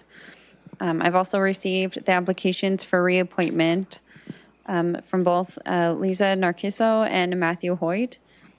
If there are any questions or concerns on Heather and William's applications after your review, I can take those now, or we can address all 4 at once if that's the direction you'd like to take. I don't have any issues. Do we have our roster in here on this board? Yes. Okay, I see it. So we've got, the 3 of these are reappointments. Mm-hmm. Are we supposed to have more than 5? 9. Okay, so this doesn't, the roster doesn't show the opens positions. Just FYI, I think it should. just shows 5 people as if that's the full amount. I know Matthew Hewitt, just as an acquaintance, and I support he's I think a good member of the board who I would support his reappointment. And I looked at the applications myself. I didn't have any questions about them. It seemed with the vacancies we've had, I'm supportive of, they all seem very qualified. Yeah, But no problem. I'm good with your recommendations. okay, so we can just tentatively, I guess, let's just do the same thing with this one, with these, just tentatively put them on for next Tuesday, and then all the board can have a little bit extra time between now and next Tuesday to get them approved. Okay, will do. Okay, Commissioner. General question. Commissioner Mejia? Commissioner Edwards, I interrupted you. No, I was gonna let him know you had a hand up. I just have a general question. I know Megan was gonna work on an article with all the vacancies, and I just wanted to kind of get an update on that. Yes, I have recently asked staff of certain committees to send over updated rosters as appointments have been made. I think once we have that, we can get together and get something out there. Megan Porter, Public Information Supervisor. We have moved up the request for volunteers on the homepage, so it's easier to see. And I believe Brian has done a couple social media posts about openings, but as far as putting out the article on it, we do want to make sure that everything is up to date before we do that, because that'll go in the Friday 5. Okay. Yeah. Okay, let's segue right to PIO check-in then, Megan. Just a couple brief updates for you. I'm continuing to work with Keely on the logistics and communications planning around the Ensign Road and Martin Way, Carpenter Road RV parking strategy, to include preparing for the town hall next week. And then I held a web coordinators meeting last week where we discussed the website project. I reminded the web coordinators for the offices and departments to continue working on cleaning their current sites, as we will hopefully be able to begin that project early next year, tentatively starting in February. And I want to thank you again for the vote to fund that project. Everyone is very excited to get moving on it. So pending any questions, that's what I have for you. Commissioner Mejia? No questions. Commissioner Edwards? No, sir. Okay. Item 9, thank you, Megan. Item 9 is briefing/public hearing decisions pending. Nothing's pending. Okay. Then we get to commissioner items. Number 1, interim housing ordinance. Yeah, thank you, Commissioners. As a matter of law perspective, background, an interim emergency housing ordinance was initially adopted under Ordinance 15792 back in June 25th, 2019. It was renewed under Ordinance 15902 on June 9th, 2020. In further review under Ordinance 15948 on December 12, 2020. And further review under Ordinance 1606 on May 25th, 2021. The current Ordinance 16026 expires on December 9th, 2021. And this is the right time to ask the question to the board whether they'd like to continue for another 6-month extension of the emergency housing ordinance. And that will allow us, if the board agrees to move forward, allow us to do the public hearings and know the necessary steps that we need to do before the board considers an action on this. The staff is going to walk you through a couple of suggestions if you decide to move forward on the extension of this emergency housing ordinance. So at this point, I will give the floor to Maya or Leah, who's going to take the lead in outlining some of the proposed additional changes. Go ahead, Leah. Good morning, Commissioners. Leah Davis with Community Planning. Thank you for the excellent summary, County Manager. So we've been here before. We've seen the interim emergency housing ordinance every 6 months for a while. And I want to say, because the board was briefed on this item April 1st, in lieu of an additional briefing, we are covering this topic during agenda setting. And since the renewal is coming up, today staff will provide a brief overview of the interim emergency housing ordinance. And then later in October, we will request a public hearing. So today's discussion will not include any applications or future applications for the permitting of a homeless encampment. The discussion will be limited to the renewal of this interim ordinance, which is set to expire December 9th, unless the board takes action to renew it. So I won't recap the original ordinance as the county manager has done, but I will remind you that in the December 2020 renewal, we did include an amendment that allowed the use of heating and cooking units in RVs that are used as temporary housing. So the Growth Management Act requires renewal of interim ordinances every 6 months, or they do expire. And as I mentioned, this will expire December 9th unless the board takes action. So the board has the option to renew the ordinance or to let it expire. And in order to renew it, the board must hold a public hearing prior to the renewal. The board can also take action at any time to repeal the ordinance before the 6-month expiration. So there's a bit of specific information about this renewal. During review, staff discovered that it was a little difficult to interpret and apply during review of homeless encampments. So we are proposing a minor amendment that's based on legal feedback. The proposed amendment doesn't change the function of the ordinance, but adds some additional text for clarification. I believe you have the ordinance in front of you this morning, and we can take a look at that. These textual changes have already been reviewed by the prosecuting attorney's office, and we will have that ordinance available for public review at the public hearing. So the specifics about the clarifying language is the portions of Clause 11, which refers to fire regulations that can be waived for RV units. And we have added back in language that would clarify the fire regulations that cannot be waived. We think it's better written this time around. So back to the basics. The interim ordinance it offers waivers to some existing requirements for homeless encampments in order to facilitate effective and timely service in response to the public health crisis that the Board of Health declared June 24th, 2018. That is Resolution H2-2018.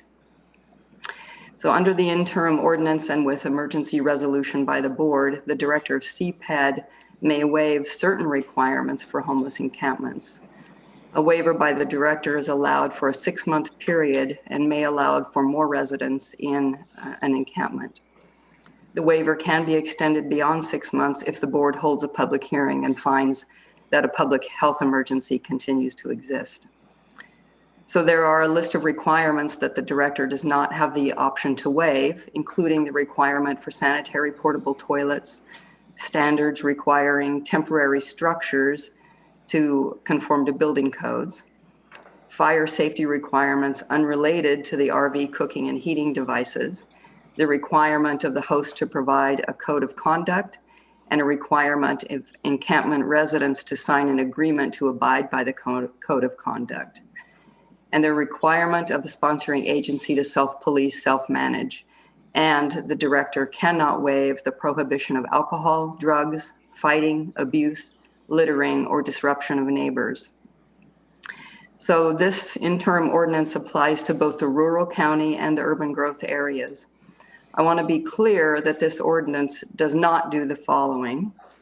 It does not outright eliminate any requirements. It merely offers the director the option to waive some requirements. It does not consider or establish a camp in the rural county or in urban growth areas. Any future encampment proposal must go through the permitting process to be approved. So the next step for this interim ordinance is to schedule a public hearing. And staff will submit an AIS for the October 26th board meeting to request that the board set a public hearing for November 23rd, 2021. After that hearing, the board will have the option to immediately renew the ordinance with minor amendments for a period of 6 months or let it expire. And that's my summary. Commissioner Mejia? No questions at this time. Commissioner Edwards? Is there anything in the ordinance, Leah, that talks about parking on the streets or prohibiting parking on streets or roads that you're aware of? It doesn't specifically prohibit parking on the streets, but it does require parking for homeless encampment residents.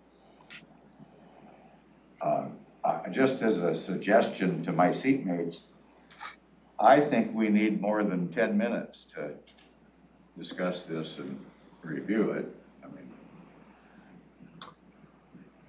I wouldn't disagree with that. I mean, I see things in here that, you know, I would not characterize as just cleaning up and making more clear. I see things that are changed. You know, maybe there's good reasons for all of that, but I do think it's more than just keep everything the same and just clean up the legalese so it's easier to interpret. There have been some changes. Ramiro, can I ask about can I ask how this interim ordinance fits within, I think you said at a previous board meeting that this would be, what's the word I'm looking for? Become operative if we were to move forward with the temporary RV, like the moving of folks from the select group from Ensign Road to Carpenter Road. That would be under the umbrella of this ordinance. Yes, sir. And in fact, I was going to touch base that on the next item that you have on your agenda, item number 2. So it is related, and it will fall under this emergency housing ordinance. And in fact, we are going through the process of preparing an application related to this waiver. So the short answer to your question, yes, it will cover under this umbrella. Now, this has come before the board's consideration to make it permanent, to make the interim tool a permanent tool. I know I voted for it, but I can't remember if the majority of the board approved CPED to work on this as to kind of institutionalizing it. Can somebody remind me of where that landed? Yes, I believe, it was 2-1. Yeah, I believe it did, and it's part of the docketing process. Maya, can you confirm that? Yeah, I can provide some information on that. So it is on the official docket of development code amendments, and staff is actively working on that proposal. The timeline for that, it is a separate track. So what we're talking about at this moment is not making this permanent. It's just renewing the interim regulations. But goal is to start planning commission review before the end of the year and bring that before the board early in 2022 for consideration of making them permanent. And it will have full public review process with 2 public hearings as well. It'll go to planning commission at some point? Yes. Okay. Okay, back to my seatmates. Those are my questions. Anything? So Commissioner Edwards, you're proposing to what?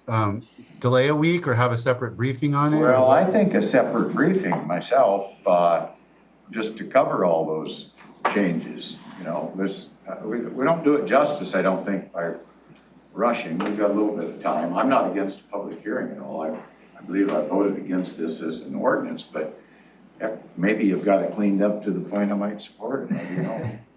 Maybe not. So just to clarify, at this point, we're not asking you to approve this. No, I know that, but still. Just give you a perspective, this is coming on December 9th, is going to be lapsing.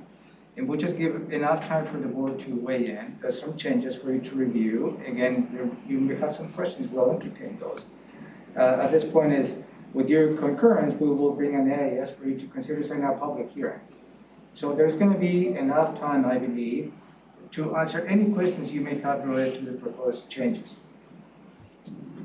Is it helpful if I give a quick summary of the changes that were made in this renewal versus the last renewal in June of this year?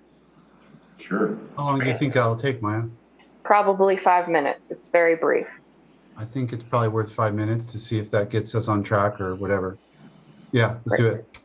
So the emergency waiver sections, which are 20.35.130, and then there are also 3 additional in Title 21, 22, and 23. What page are you on? In the board briefing packet, I believe this is page 51 of your full packet, so it's towards the end, page 4 of the ordinance. Page 4 of the ordinance. Okay.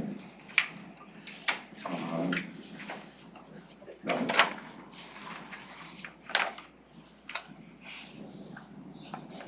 Go ahead. So I'm just looking at 2035-130. All of the sections are written exactly the same across the 3 UGAs as well, so the changes are the same. But about a third of the way down in this paragraph, you'll see that the following requirements cannot be waived in TCC 2035.080, and it lists those requirements. The new language is what we've added in that says and 11A, 11B, 11E, 11F, 11G, and 11H. In the last renewal, that was not included in there, and we only had language that said TCC 2035-080, 11C and D may only be waived for RV individual camping units and heating devices. So per legal guidance, we've been recommended to add back in the additional fire requirements that cannot be waived. That's just clarifying language of which clauses the county is not allowing the director to waive. Those are the only changes in the ordinance. There are some changes to the headers of the sections, and that's just clarifying when this has been previously renewed and amended for internal purposes.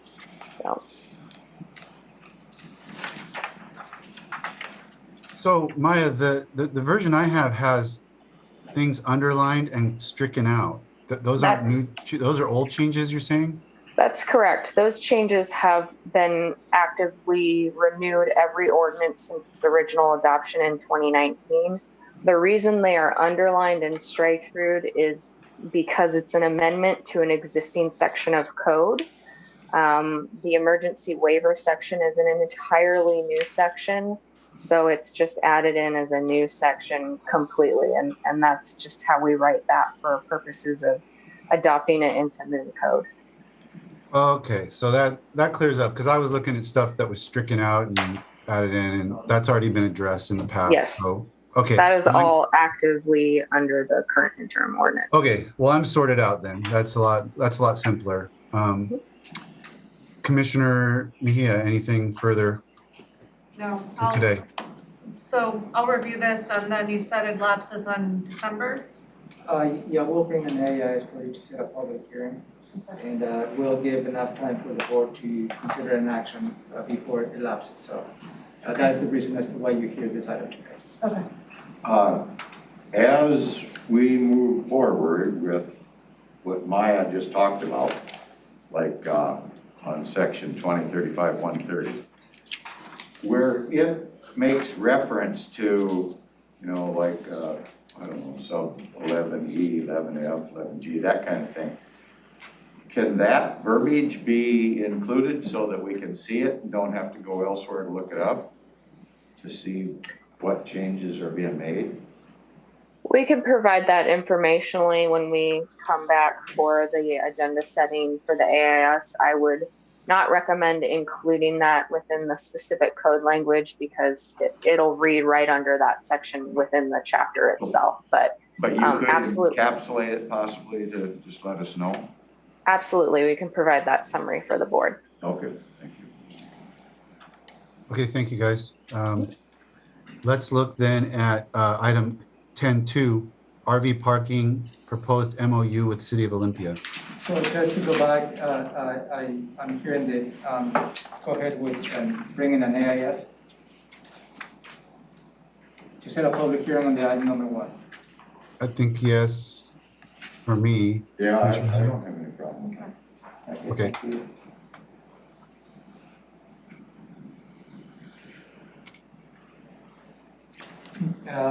Thank you, Commissioners.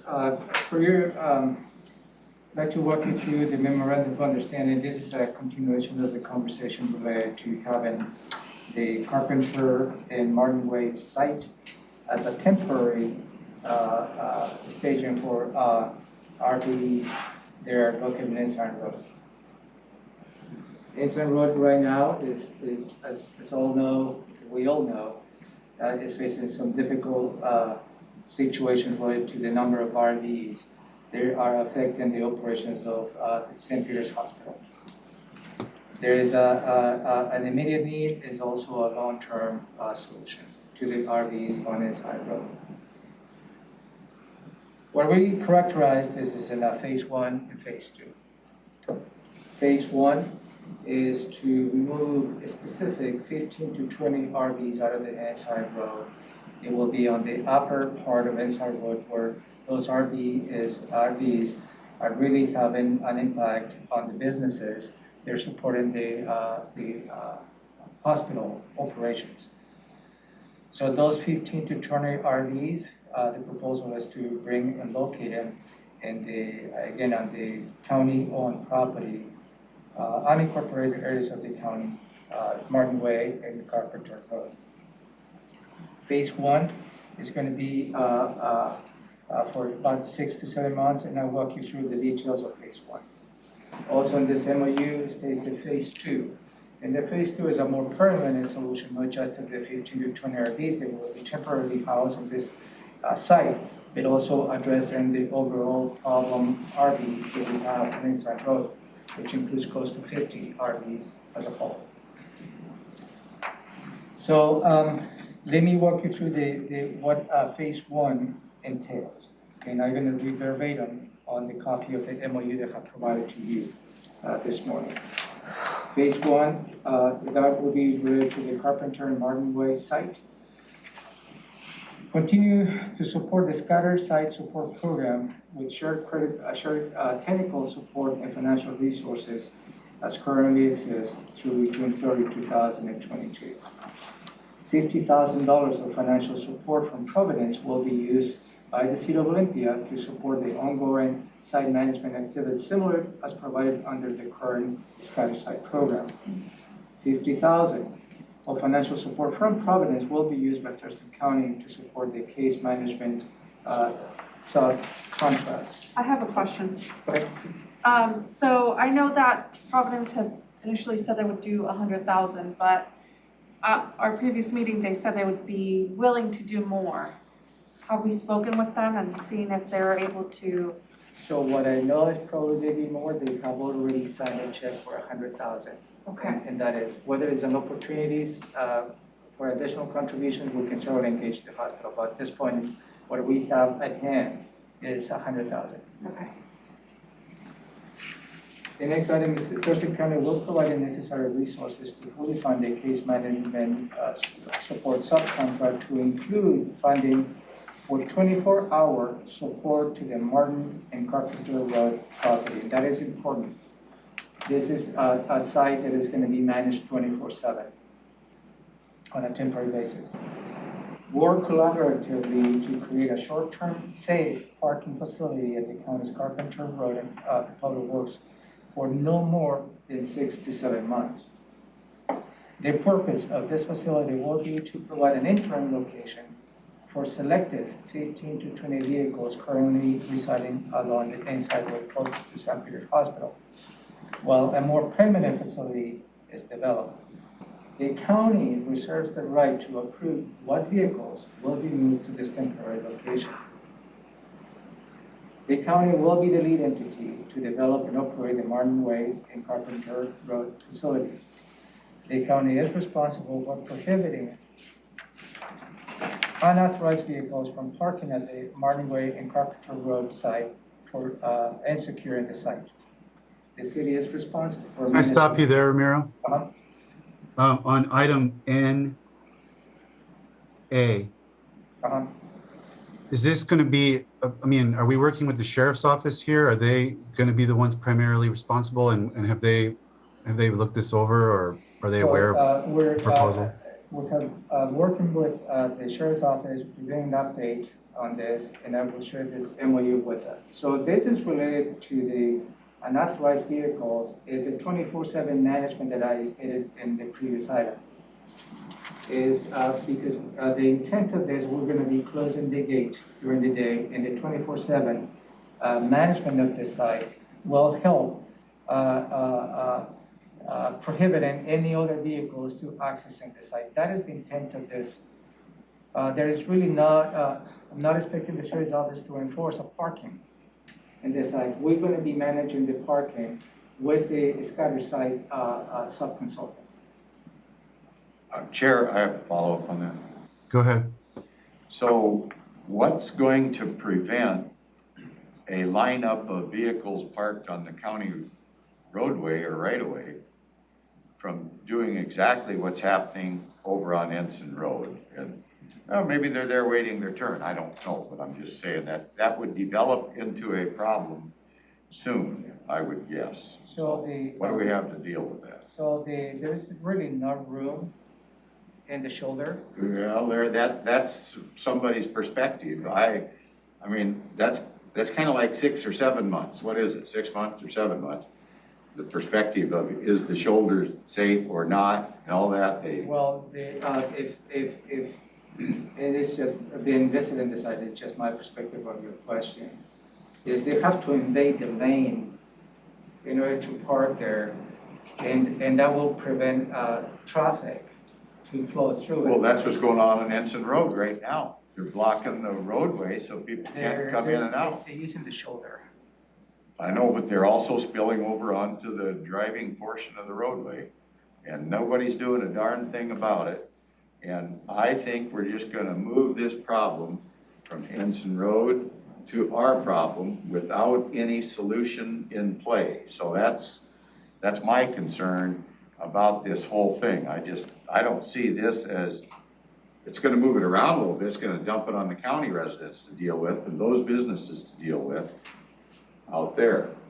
So I think we need to have something in place. My question is, does Olympia have a no parking ordinance, 12 hours only, 4 hours, no overnight, any of that kind of stuff on Ensign Road, that they could be enforcing their own city ordinances, because that's, the city has allowed and encouraged this deviant behavior for years, and somebody's got to do something about it, or the problem is just going to keep getting worse. So that is under item R. Okay. So let me read the rest of it, please. Okay. The city is responsible for management of the adjacent city-owned property. The city will continue to manage contracts for portable restrooms and garbage service at the site. The city will provide technical support to its homeless response resources. The city will enforce parking restrictions along Ensign Road to prevent a return or increase of vehicles parked in Ensign Road plus the St. Peter's Hospital. I gotta ask you, how come they haven't done it yet? If they could have done it all along, why didn't they do it yet? I cannot answer that from the city. I don't know that you can't, but I mean, we're not solving any problems on this, so, okay, go ahead. Phase 2, and that's the long term, and the Franz Anderson Road. I believe I brought this to your attention, Commissioners.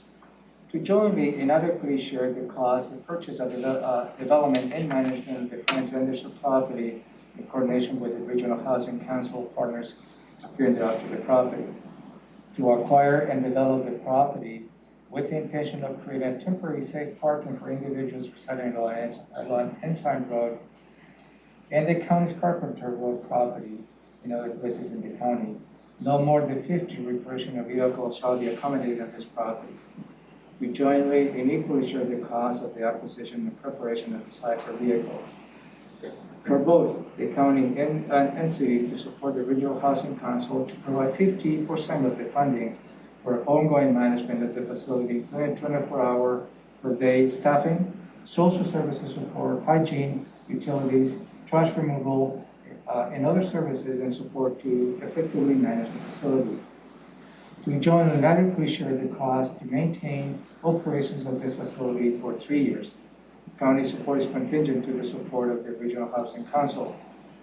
The long-term purpose of this property is for a permanent supported housing facility or affordable housing development in the long term. A safe parking facility will be operated on the property for no more than 3 years. The City of Olympia agrees to take the lead in developing and managing this facility, and that all expenses shall be shared equally among all the parties. Each jurisdiction is responsible for paying the full cost of its staff members to support this project. To support one another with technical assistance and to support the grant funding through state and federal sources. Funds under this purview of the RHC may be requested and used to offset the cost of development and management of the property. Other members of the RHC may participate on this project by contributing a proportional share of the acquisition, development, and operation costs. To jointly and annually prepare a report to the respective governing bodies detailing the cost of operations and key program metrics as identified by the parties as part of the operating agreement. To jointly participate in any neighborhood on-site council to provide open communications between the site operator, residents, and surrounding businesses, neighbors, and property owners. To jointly share the cost of acquiring the property, including plans and reports necessary to support acquisition of the property and plans to reports to proceed with the development of the property into a safe parking facility.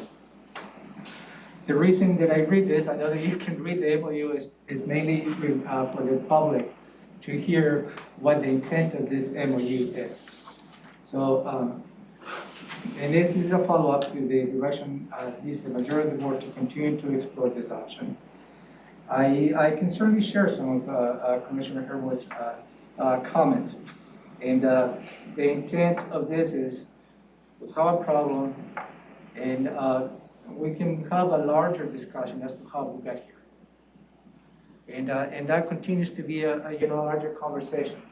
And this approach is to start addressing the issue that we have in our regional hospital. And at some point, I believe as a staff member that I need to bring some solutions to the board as to how to address this issue, and that's what I'm doing. Nothing is perfect, and I agree with all that. But to do something, I believe is the right time to do so.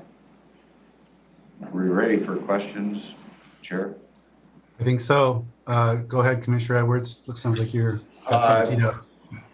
Throughout this, where we're trying to help, is there anything that requires any kind of residency?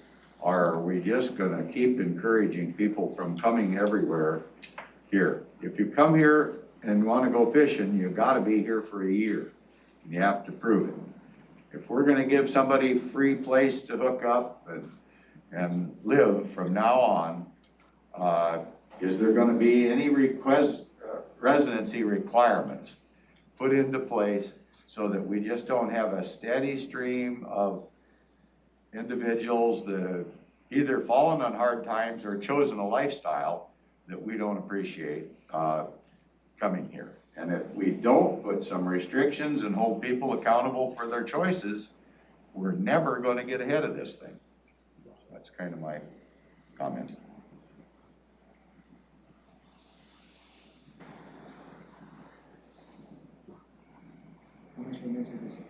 There it is. Got a question, Commissioner, for somebody? Yeah, that is a question. Do we have the ability to put something in place so that people are held accountable for their actions? And a residency thing might start that ball going in that direction. Keely, you can elaborate on that if you like. But residency, required residency to be in Thurston County is no part of the plan. Well, to go fishing, you have to be here for a year. I understand, sir. I do understand what you're saying. This, what I'm presenting in front of you is an attempt to address the issue that we have currently at the regional hospital. Okay, and then one other thing is, how come Olympia has never tried to do any parking enforcement or create ordinances that will address this problem on Ensign Road? They've never made any attempt to do that. And how come we're going to keep being benevolent and they don't seem to care? I guess that's another question. I don't know who can answer that. That would be a difficult question to answer on behalf of the city. Yes, I know. I think, I mean, I have the same concerns, especially, I believe it was Commissioner Menser brought up this point last time when we were discussing it. It was like, okay, well, how do we, you know, people pay, you know, to have their RV hookups, to water and to sewer and to, so, I mean, if this is gonna be like a free parking for these individuals, like how are we going to enforce that aspect of things? I understand the need, like I see the need, especially after speaking with Providence and the other businesses in that area. I know we have to do something, but that enforcement question does come up to mind as well. Yeah, and that is a very valid question, and I absolutely do not disagree. The success, I believe, of this plan is for the city of Olympia to enforce parking. So the intent of this is we're gonna do everything that we can to make sure that we only take 15 to 20 RVs from Ensign Road at this point. And we'll do just about everything that we can not to allow other RVs to come. And the back end, the city of Olympia needs to enforce their parking ordinance not to allow others to come. Because if we move 15 to 20, if parking enforcement is not in place, then this whole plan is not gonna work. And that is the reason as to why this MOU includes the requirement for the city of Olympia to enforce their parking ordinance after this phase one start taking place. I have another question now too. So they're gonna enforce that area of the parking, but how, I mean, if there's, let's say an RV up in a different area, right? How are we gonna stop other RVs from, like, you know, from them being referred? Well, if you go, you need to go over to the Martin Carpenter site, because that's where RVs are. How are we going to kind of monitor that aspect of things? Yeah, and the answer to that question is we're gonna have a 24/7 management of the site that includes the gate, because that gate for the most part is gonna be closed. It's not gonna be open. Can I follow up on that, sir? Yep. I would encourage anybody that's interested to go down and take a look at the new 3,000 building that we're talking about going to. The parking down there, those folks are all parked in spots, no enforcement going on, all kinds of the same activity. Looks like Ensign Road all over again down there. And that's gonna be surrounding that building, it looks like. And why should we expect that Olympia is gonna follow through now when they're not doing it, not follow through later when they're not doing it now? They're just not doing anything to solve this particular problem. And I don't get it. And we're, you know, without a residency thing or some mechanism in place, it's just gonna continue to get worse and worse and worse. And we're just gonna keep throwing money at the problem, and we're not gonna have a solution.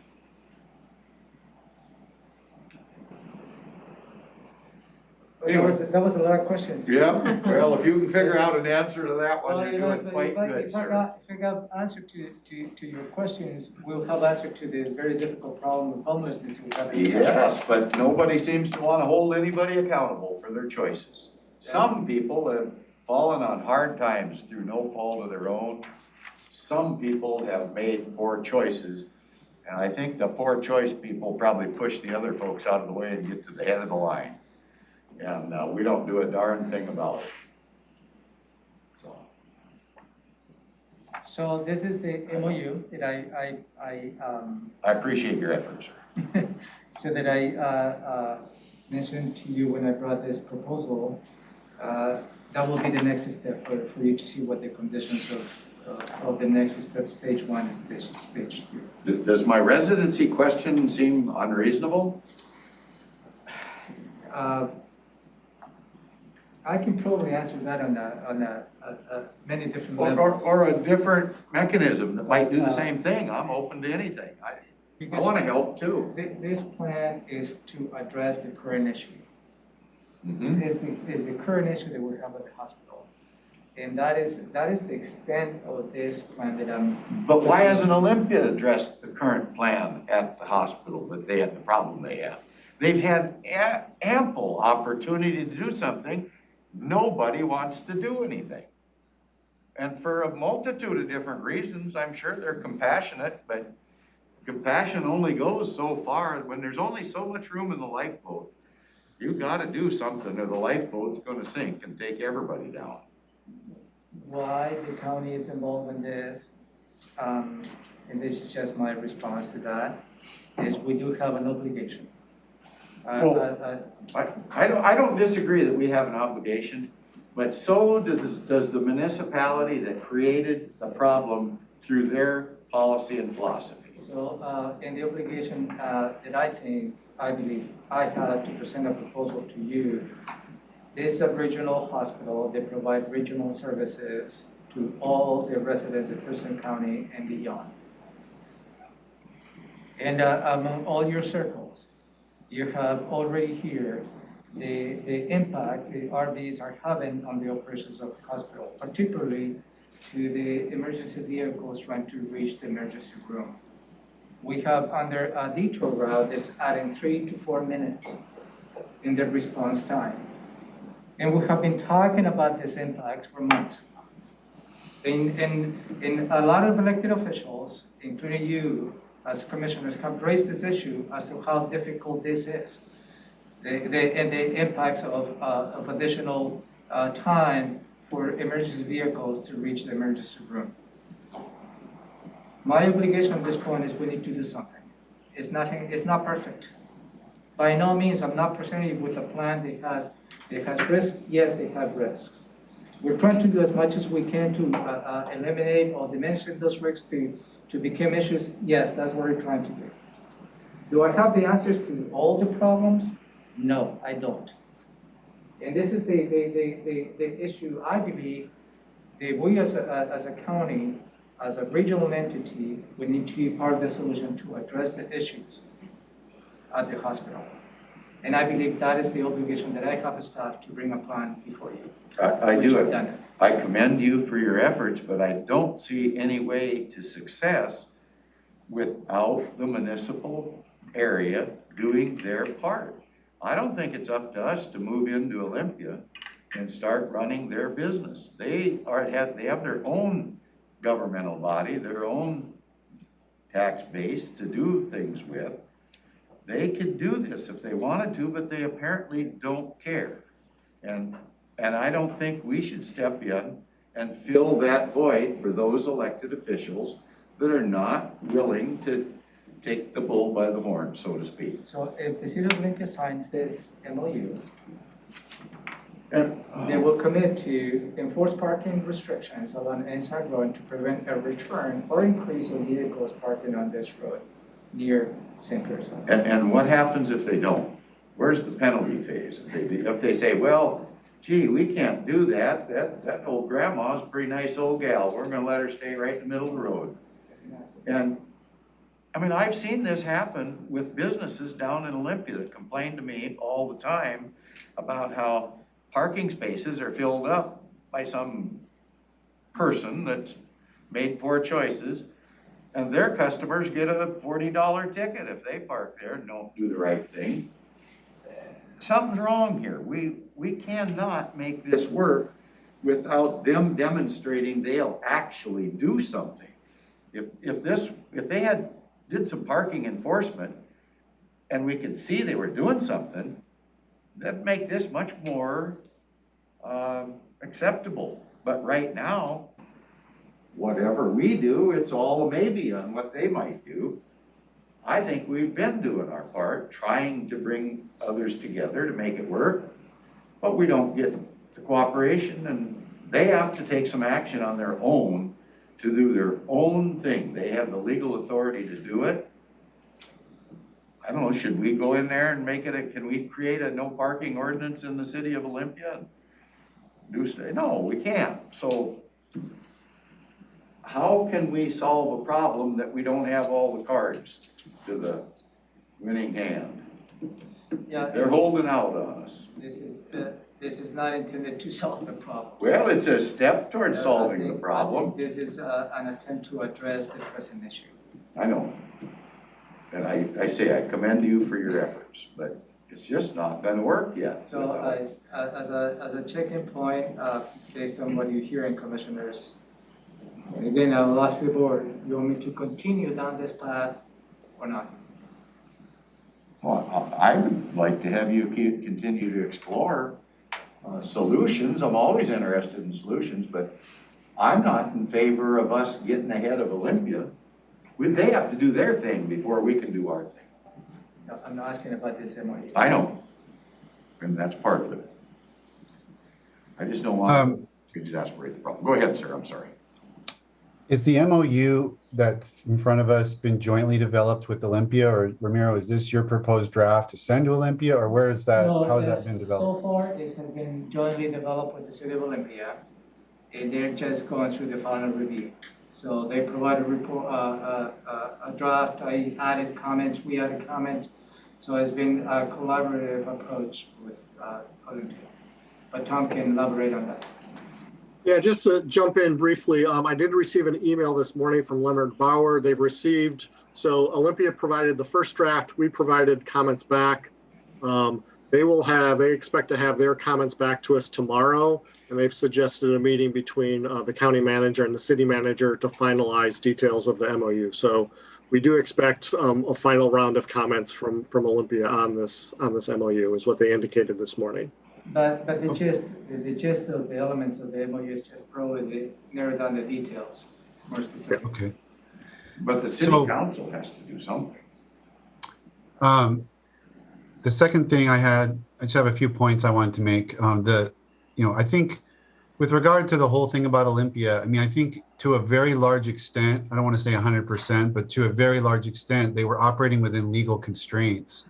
From the Boise decision to subsequent decisions, their ability and the governor's moratorium on eviction, and then I think there were court decisions that said people living in RVs are essentially, that's a residence and you can't, there were things that they couldn't do even if they had wanted to do them, that put us all in this situation. And I really don't like the whole, I mean, I kind of understand some of the points made, but I really don't like the whole, pointing the finger at jurisdictions, because I sat through, for example, a very long and contentious meeting with the city of Lacey, where their they had RVs camped out in the back of their city hall, and that wasn't good for any number of reasons. And their residents didn't want to accept the plan the city of Lacey was trying to propose, which was to find a street near Cabela's area where they were, which was like miles from anybody's house, but people were all up in arms about it. And a lot of the residents said, push them outside the city borders. And, I was sitting in that meeting as a county commissioner thinking, and then at some point they realized that I was there and I got asked a couple of questions. And I was just very blunt with that group of people. I said, you know, I'm not hearing any solutions here tonight. You're not solving my problem. I'm a county commissioner, and for you to push a bunch of RVs out of the city of Lacey, they're just going to end up in Olympia or the unincorporated county or Tumwater. And I've got the same problem. So nothing I've heard tonight is leading to a solution at my level. It might be good for you, Lacey, but it's not good for me, Thurston County Board of County Commissioners. So, you know, it's the situation that we find ourselves in. We're a unique community. Every county and every set of communities is unique. We've got 3 major cities completely banded together. The jurisdictional boundaries are somewhat arbitrary.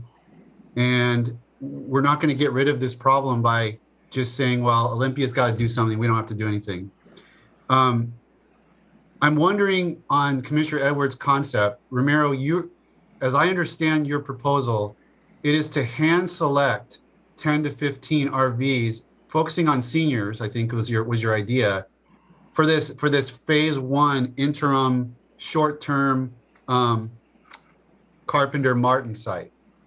So if that's the case, I'm wondering whether it might make the board feel more comfortable if we could add we're going to hand select 10 to 15 RVs of seniors and folks that we can, that we ask and that they're Thurston County residents for some period of time. I mean, just on this interim piece, and then we can work on what the long-term look is for the Franz Anderson Road site, for the 3-year site. We can work through those details. I mean, I do have a little bit of concern, and Commissioner Mejia brought it up because I brought it up last time. The idea that people will flock here to camp under a tree I just don't think that's very realistic. But when you start to provide a safe, free place to put your RV, that becomes a commercial commodity. People pay money every month to park their RV somewhere, and I do think there is a greater possibility of incentivizing somebody from coming here from somewhere else than it is under anything we've done so far under our camping management, et cetera. I just don't think that's really realistic. But I do think you do have a situation there where people are paying money to park RVs, and I think our 50 RV site would fill up pretty quickly. Seems like this is something that's going on in a lot of different places, broken down RVs and people using them as shelter. So that's something to be thought about, and I would certainly engage in that conversation. But it seems to me like we could go ahead with this. We could even address potentially, I'm just throwing it out there, Commissioner Edwards' idea on the short term of looking at residency, since we're hand-picking a quote unquote, as it says in the MOU, a select group of 15 to 20 vehicles anyway. That could just be another criteria by which we make that selection. I'm just trying to get us moving forward, because circling back to the very beginning, Commissioner Edwards said we're not solving anything. Well, I think we are.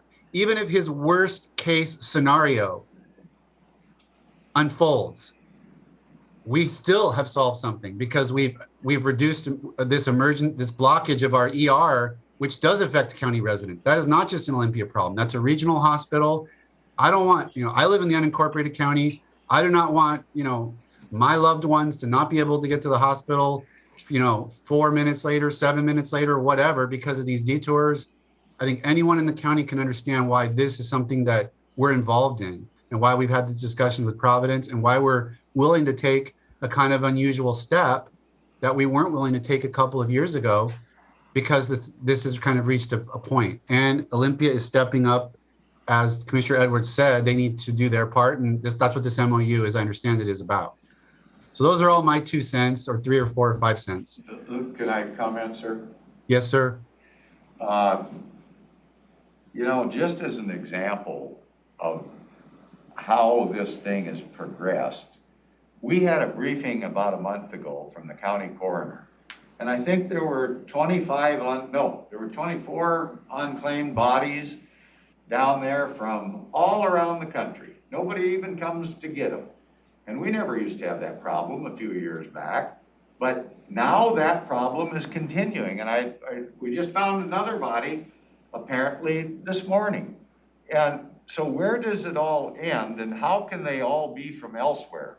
Nobody dies that lives here, or what? I mean, there's small indicators that this problem is gonna just keep exasperating itself if we continue to allow deviant behavior in the name of individual rights. And I wanna help our own folks, and I wanna help that person that fell on hard times through no fault of their own. But a lot of this is lifestyle choices. And if I sound frustrated, yes, I am. And Chair, you articulate the problem very well, and I know your heart's in the right spot. But it's not realistic to continue that we keep enabling this process to go on and on and on at our taxpayers' expense. I mean, it'd be different if we got so much for each person that was homeless and they got it from the state like they do when they fund schools. They give each school X number of dollars for each student to manage the problem. But eventually we could just be in a situation where we're the Mecca here, and that's where everybody is going to show up. And yeah, it's not likely, but they're going to come to the point of least resistance. And I know nobody likes to hear about my tough love business, but if we do not hold people accountable, it's just never going to get better, because there's always going to be that next one. Well, what about that person? And what about that person?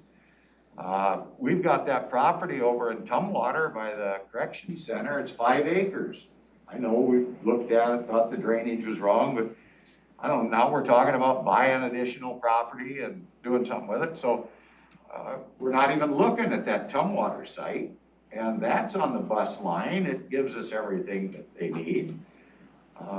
We'll lose it flat, put some gravel on it. Be careful, don't make it impervious soil or something, but fix it up. Our rig's over there. We got a lot of places we could go to do things. I'm not saying they're good solutions, but there's something. And if we don't put some restrictions in, we're just never going to get ahead of this. And why should we expect Olympia to start doing what they're saying now when they've had laws on the books all along? And I agree, that decision out of Boise had a problem, but they could have had so many hour parkings and that type of thing in place right now, and there is something you can do about it. Anyway. Commissioner Mejia, we're running really short of time. Commissioner Mejia, where are you on this? Yeah, I mean, for me, it's let's keep exploring it, right? I'm concerned about just where we are with Providence and the business owners and the lack of access for residents to getting into these places. And that's a first concern for me. You know, I do agree with Commissioner Menser, and if it's going to be hand-picked RVs, you know, is there a way that we could do, you know, kind of what Commissioner Edwards recommended? If we could do that, that'd be great. Other than that, I mean, it's kind of where I'm at. I mean, I'm ready to move forward with it because I don't see, we have to do something at this point. So. Keely can probably give some perspective related to residency. Go ahead, Keely. So really quickly, just in response to that,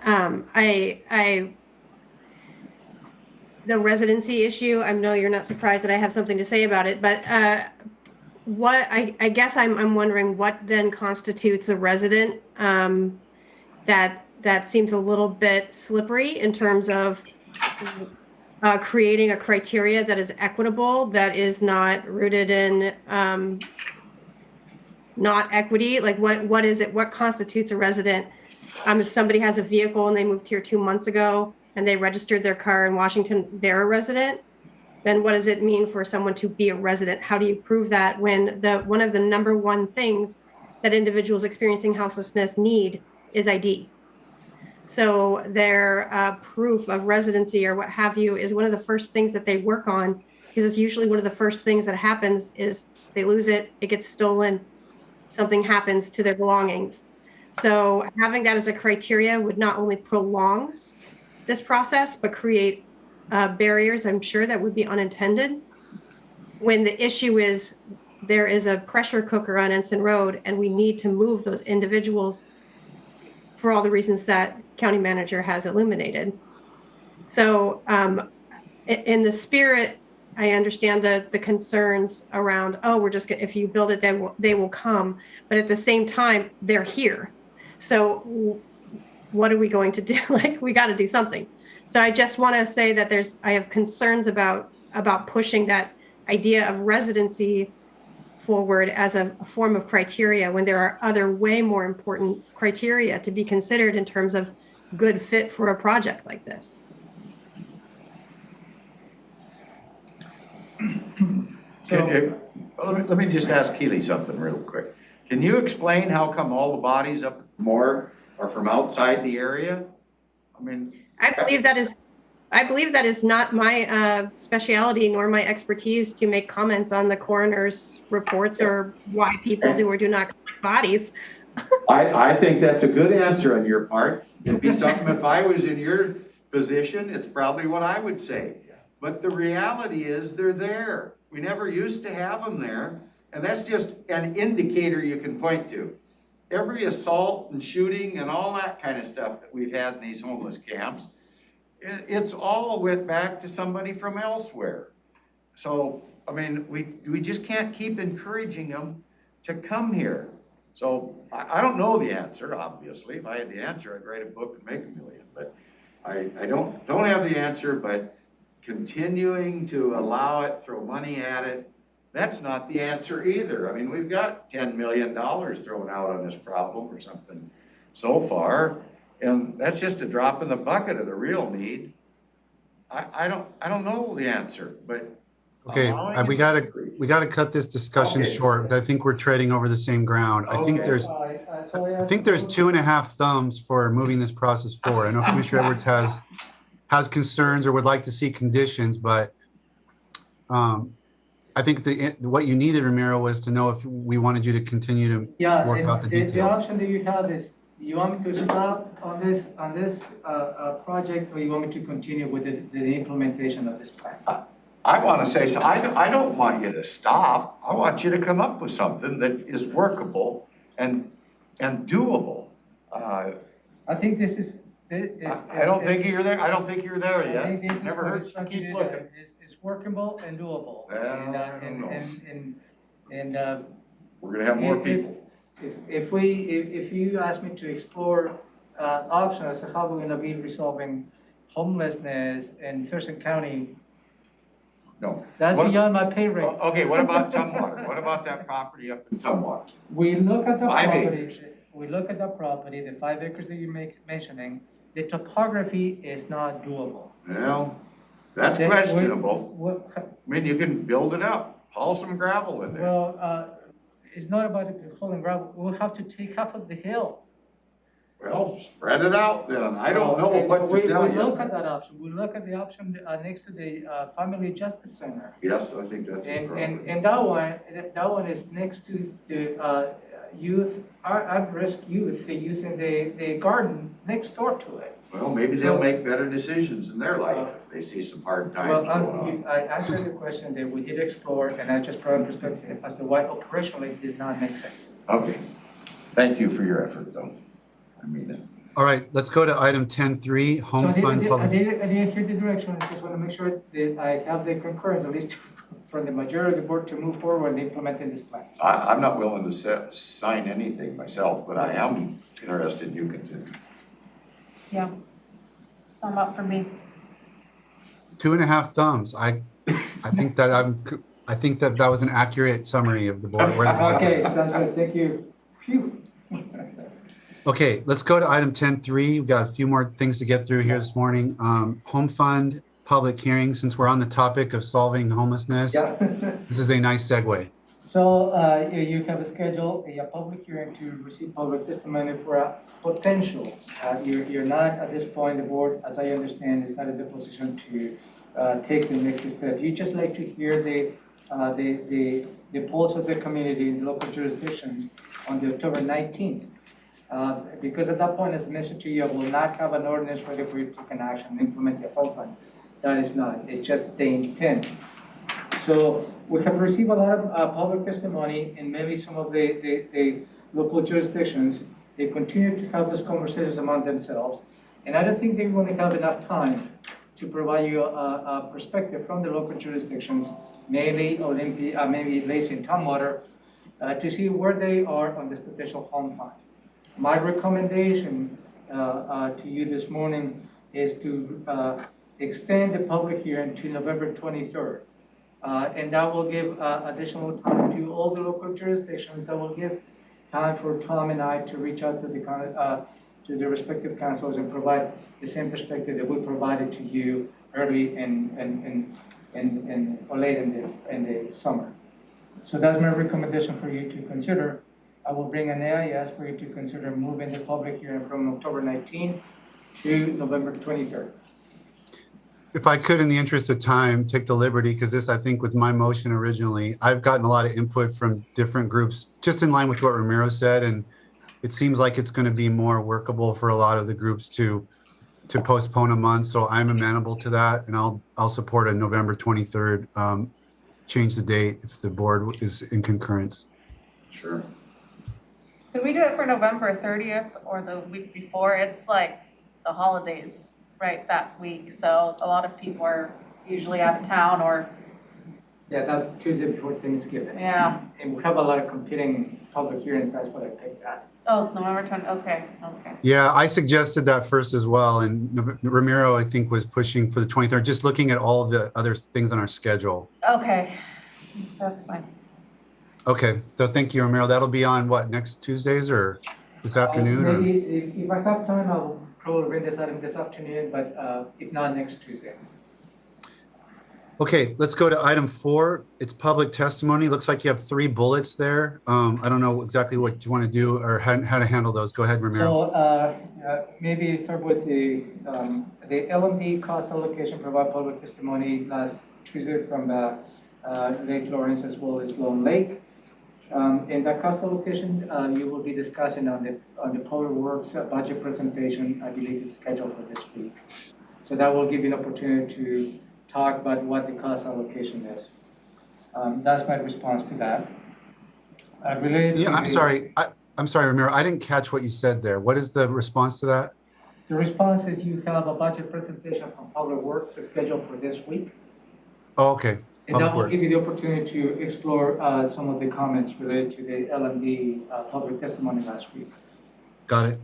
The next item was related to the spread of gravel in the fairgrounds. The response is twofold. We did receive a notice of violation from the city of Lacey. So we have already contacted the city of Lacey to resolve the notice of violation. And also we have informed Mr. Carmen, who provided a testimony last week and the 2 weeks prior, that as soon as we resolve the notice of violation with the city of Lacey, then we will prepare a formal response to his comments. So those are the response to the fairgrounds. Also, you received, which is not included in your agenda, is the comments for the Veterans Fund.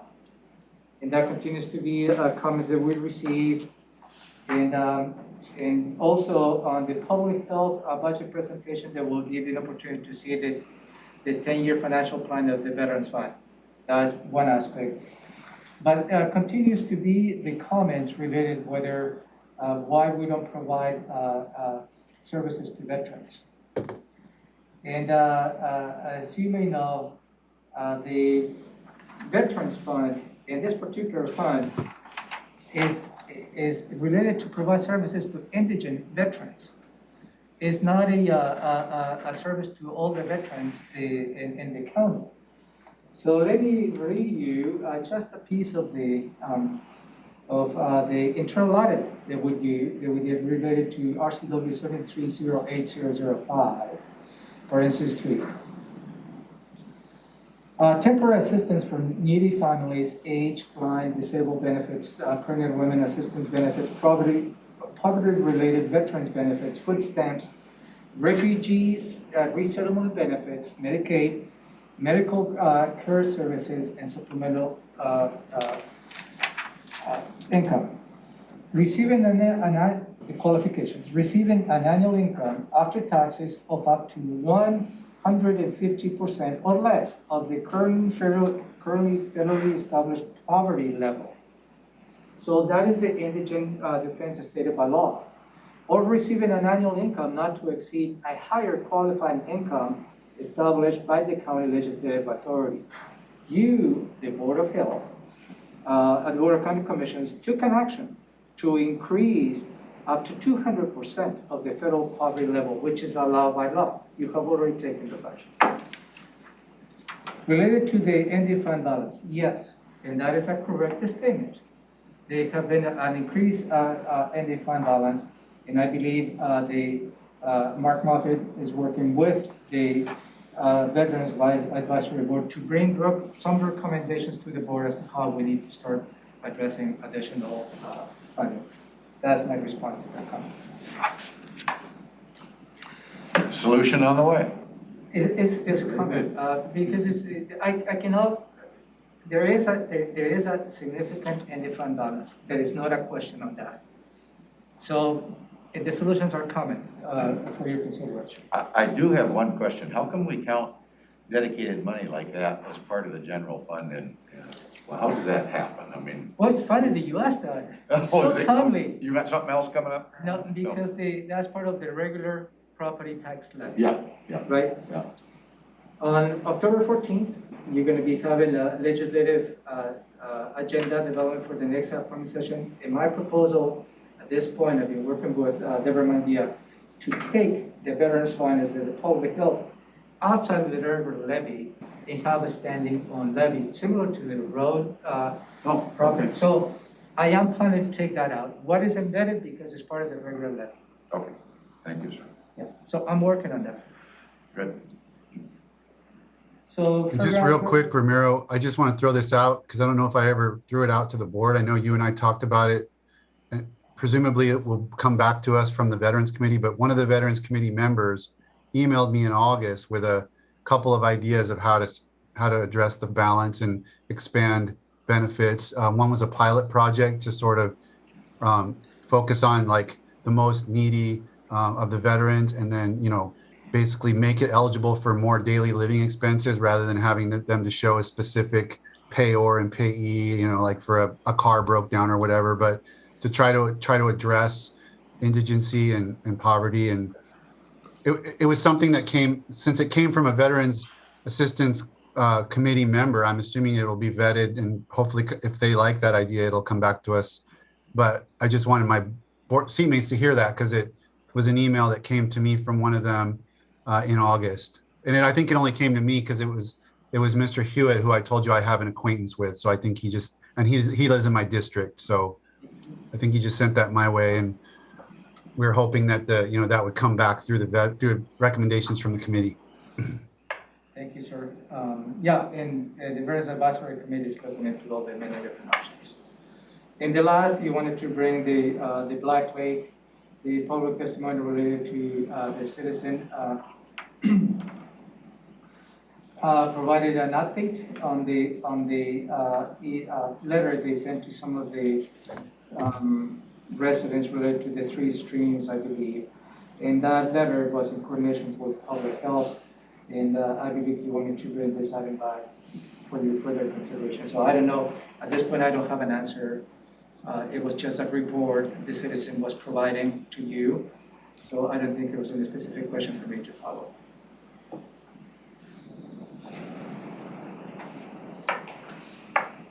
I thought Commissioner Edwards wanted to have a discussion about the refunding the postage or something. Well, that was my proposal, that we should help them out because they were doing our job, but I didn't hear a second on that, so. Well, I wasn't ready to second it at that moment because I didn't really know if that was going to get us in trouble with legal because they decided to do it, and can we just write them a check for that, or is there? I just didn't want to I don't like making decisions in the snap of the moment without kind of knowing the bigger picture. So that was my reluctance. I didn't want to shut down your ability to revisit the topic.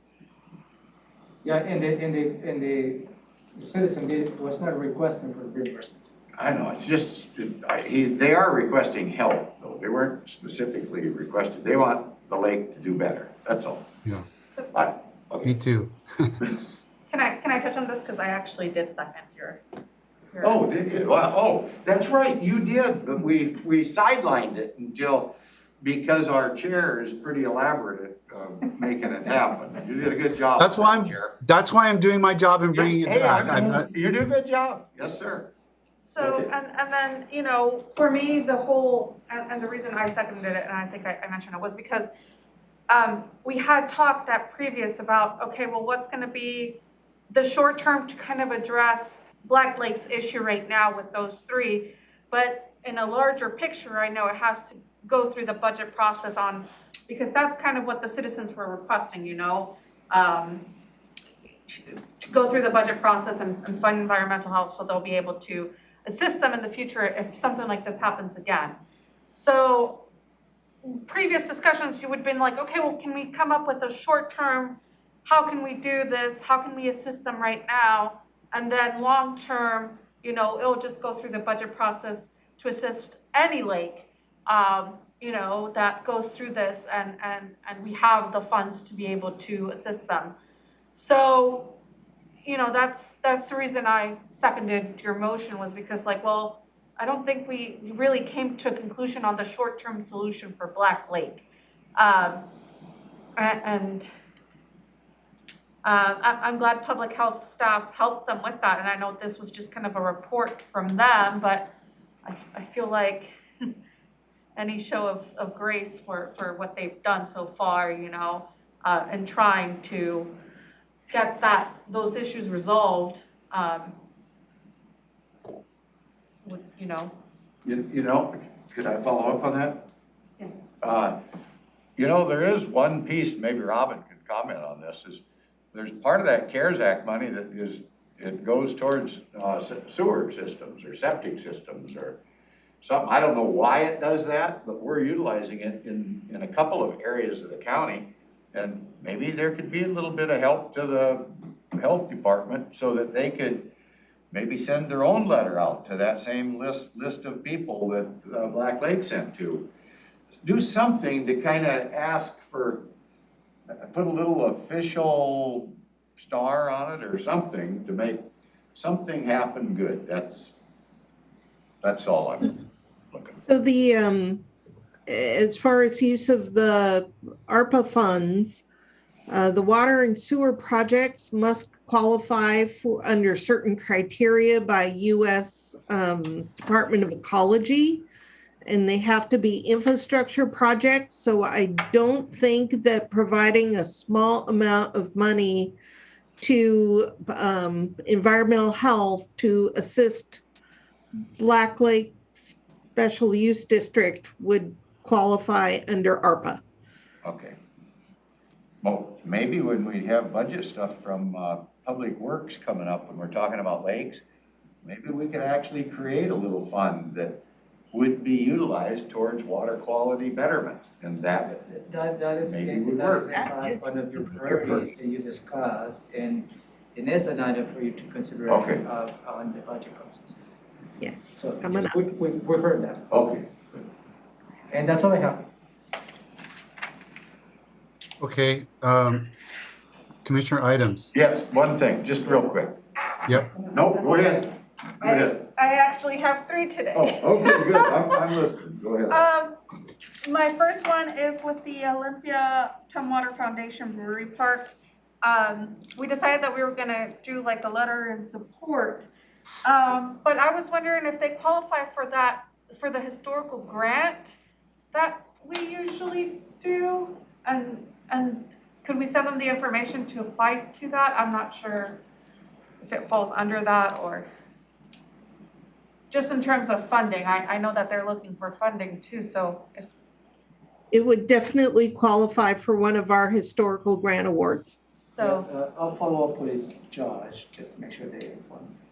But I mean, those grants are like just $5,000. We have $50,000 and we give like $5,000 grants. They're looking to raise $7.5 million. So, I mean, Every little I bit wouldn't- helps. Seed money, right? Seed money.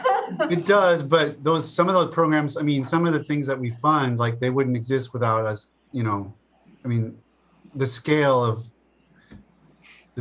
it would potentially ace out some other small projects that rely on that or would be more reliant on that. It's just something to think about, but Yeah, it was obviously a good I mean, presentation. they do have that option. I'll let them know. They make sure that they have that option. And also, just this morning, I received a draft letter of support, so I'll draft that for your consideration and circulate that for signatures. Well, is there a way then, if the grant would basically ace out everyone else, is there a way that we can give funding to like, what's the process of this if we were wanting to help out or help the cause of, you know? In terms of beyond the historic grant? Yeah. Well, that's something that you as a board need to have a conversation, whether you want to allocate general fund Okay. to support this effort. Okay. That perhaps is a conversation that you need to have during your budget process. Go ahead, Robin. I agree that this needs to happen during the budget process. But one of the things that you'll be doing during that process is looking at each of your funds. So you may see that there is capacity in the historic preservation fund beyond your normal grant program. That might be an option. It's those types of things you want to look for as we review the financial plans. Sounds good, Robin. Let's go around the horn, go to Commissioner Edwards for a commissioner item. You said you had one. Oh, I was just gonna, I thought we were gonna hear three. I kind of hogged the show. Commissioner. Well, I was just going to go back. I was just going to circle back. You got one, I have one, and we'll let Commissioner Mejia do the last two. Do you know? I didn't write that down. I better wait. Okay. Mine is the Scenic Shores Community Association, since we're talking about septics and water quality. I've got a letter from Mr. Gothro in Yelm, Community Association. The frustration is palpable in this letter, and I'm just wondering what's going on there and how we can make it better.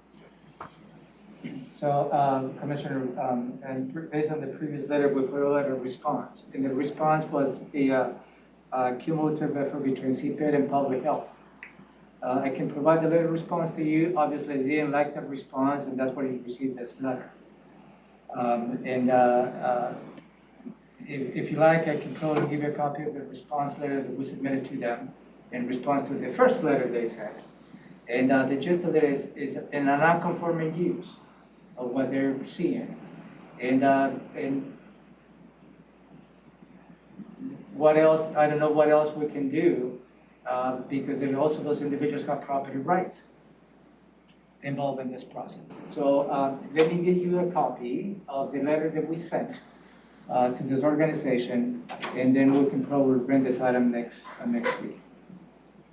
Did my seatmates get the same letter? Yeah, I did. It was on my It list. seems like they're saying, well, the answer we got back from the county was we can't do anything and they want something done. That was last I heard of it, so. That's the gist of it. They didn't like the response and they want something else. I don't know, they might have property rights, but are they allowed to just let people set up and hook up, and who actually knows? Are they hooking up? I've seen those kind of operations where they just dig a hole in the ground, put a 5-gallon bucket there, and that's what they're hooked up to. So where does the health department come in to really work on the problem? Yeah, those were my questions. I didn't see our response, so I didn't know what exactly we said. I'll give you a copy of the response, and then I'll bring this item next week. Okay. This is just, I mean, this is one of those things where it's like, whenever we talk about the septic issue, for example, it's like there's just a disconnect. I mean, here we are listening to impassioned people at Black Lake. We just spent time debating about paying for their mailing and what are we going to do? And then we have another letter in another area of the county where we're being told in advance that there's violations of these rules. And according to again, I didn't see our response, but according to this response letter, we're acting like we don't care. And then we're just going to have, we're just going to have to clean it up later.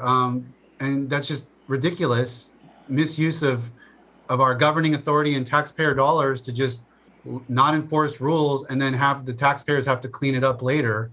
And it's something I brought up at a couple different meetings lately where it's like, you spend all day on habitat projects, watching how we're just spending, millions of dollars cleaning up because we're not willing to be proactive about land use. We're spending millions of dollars, it's all after the fact.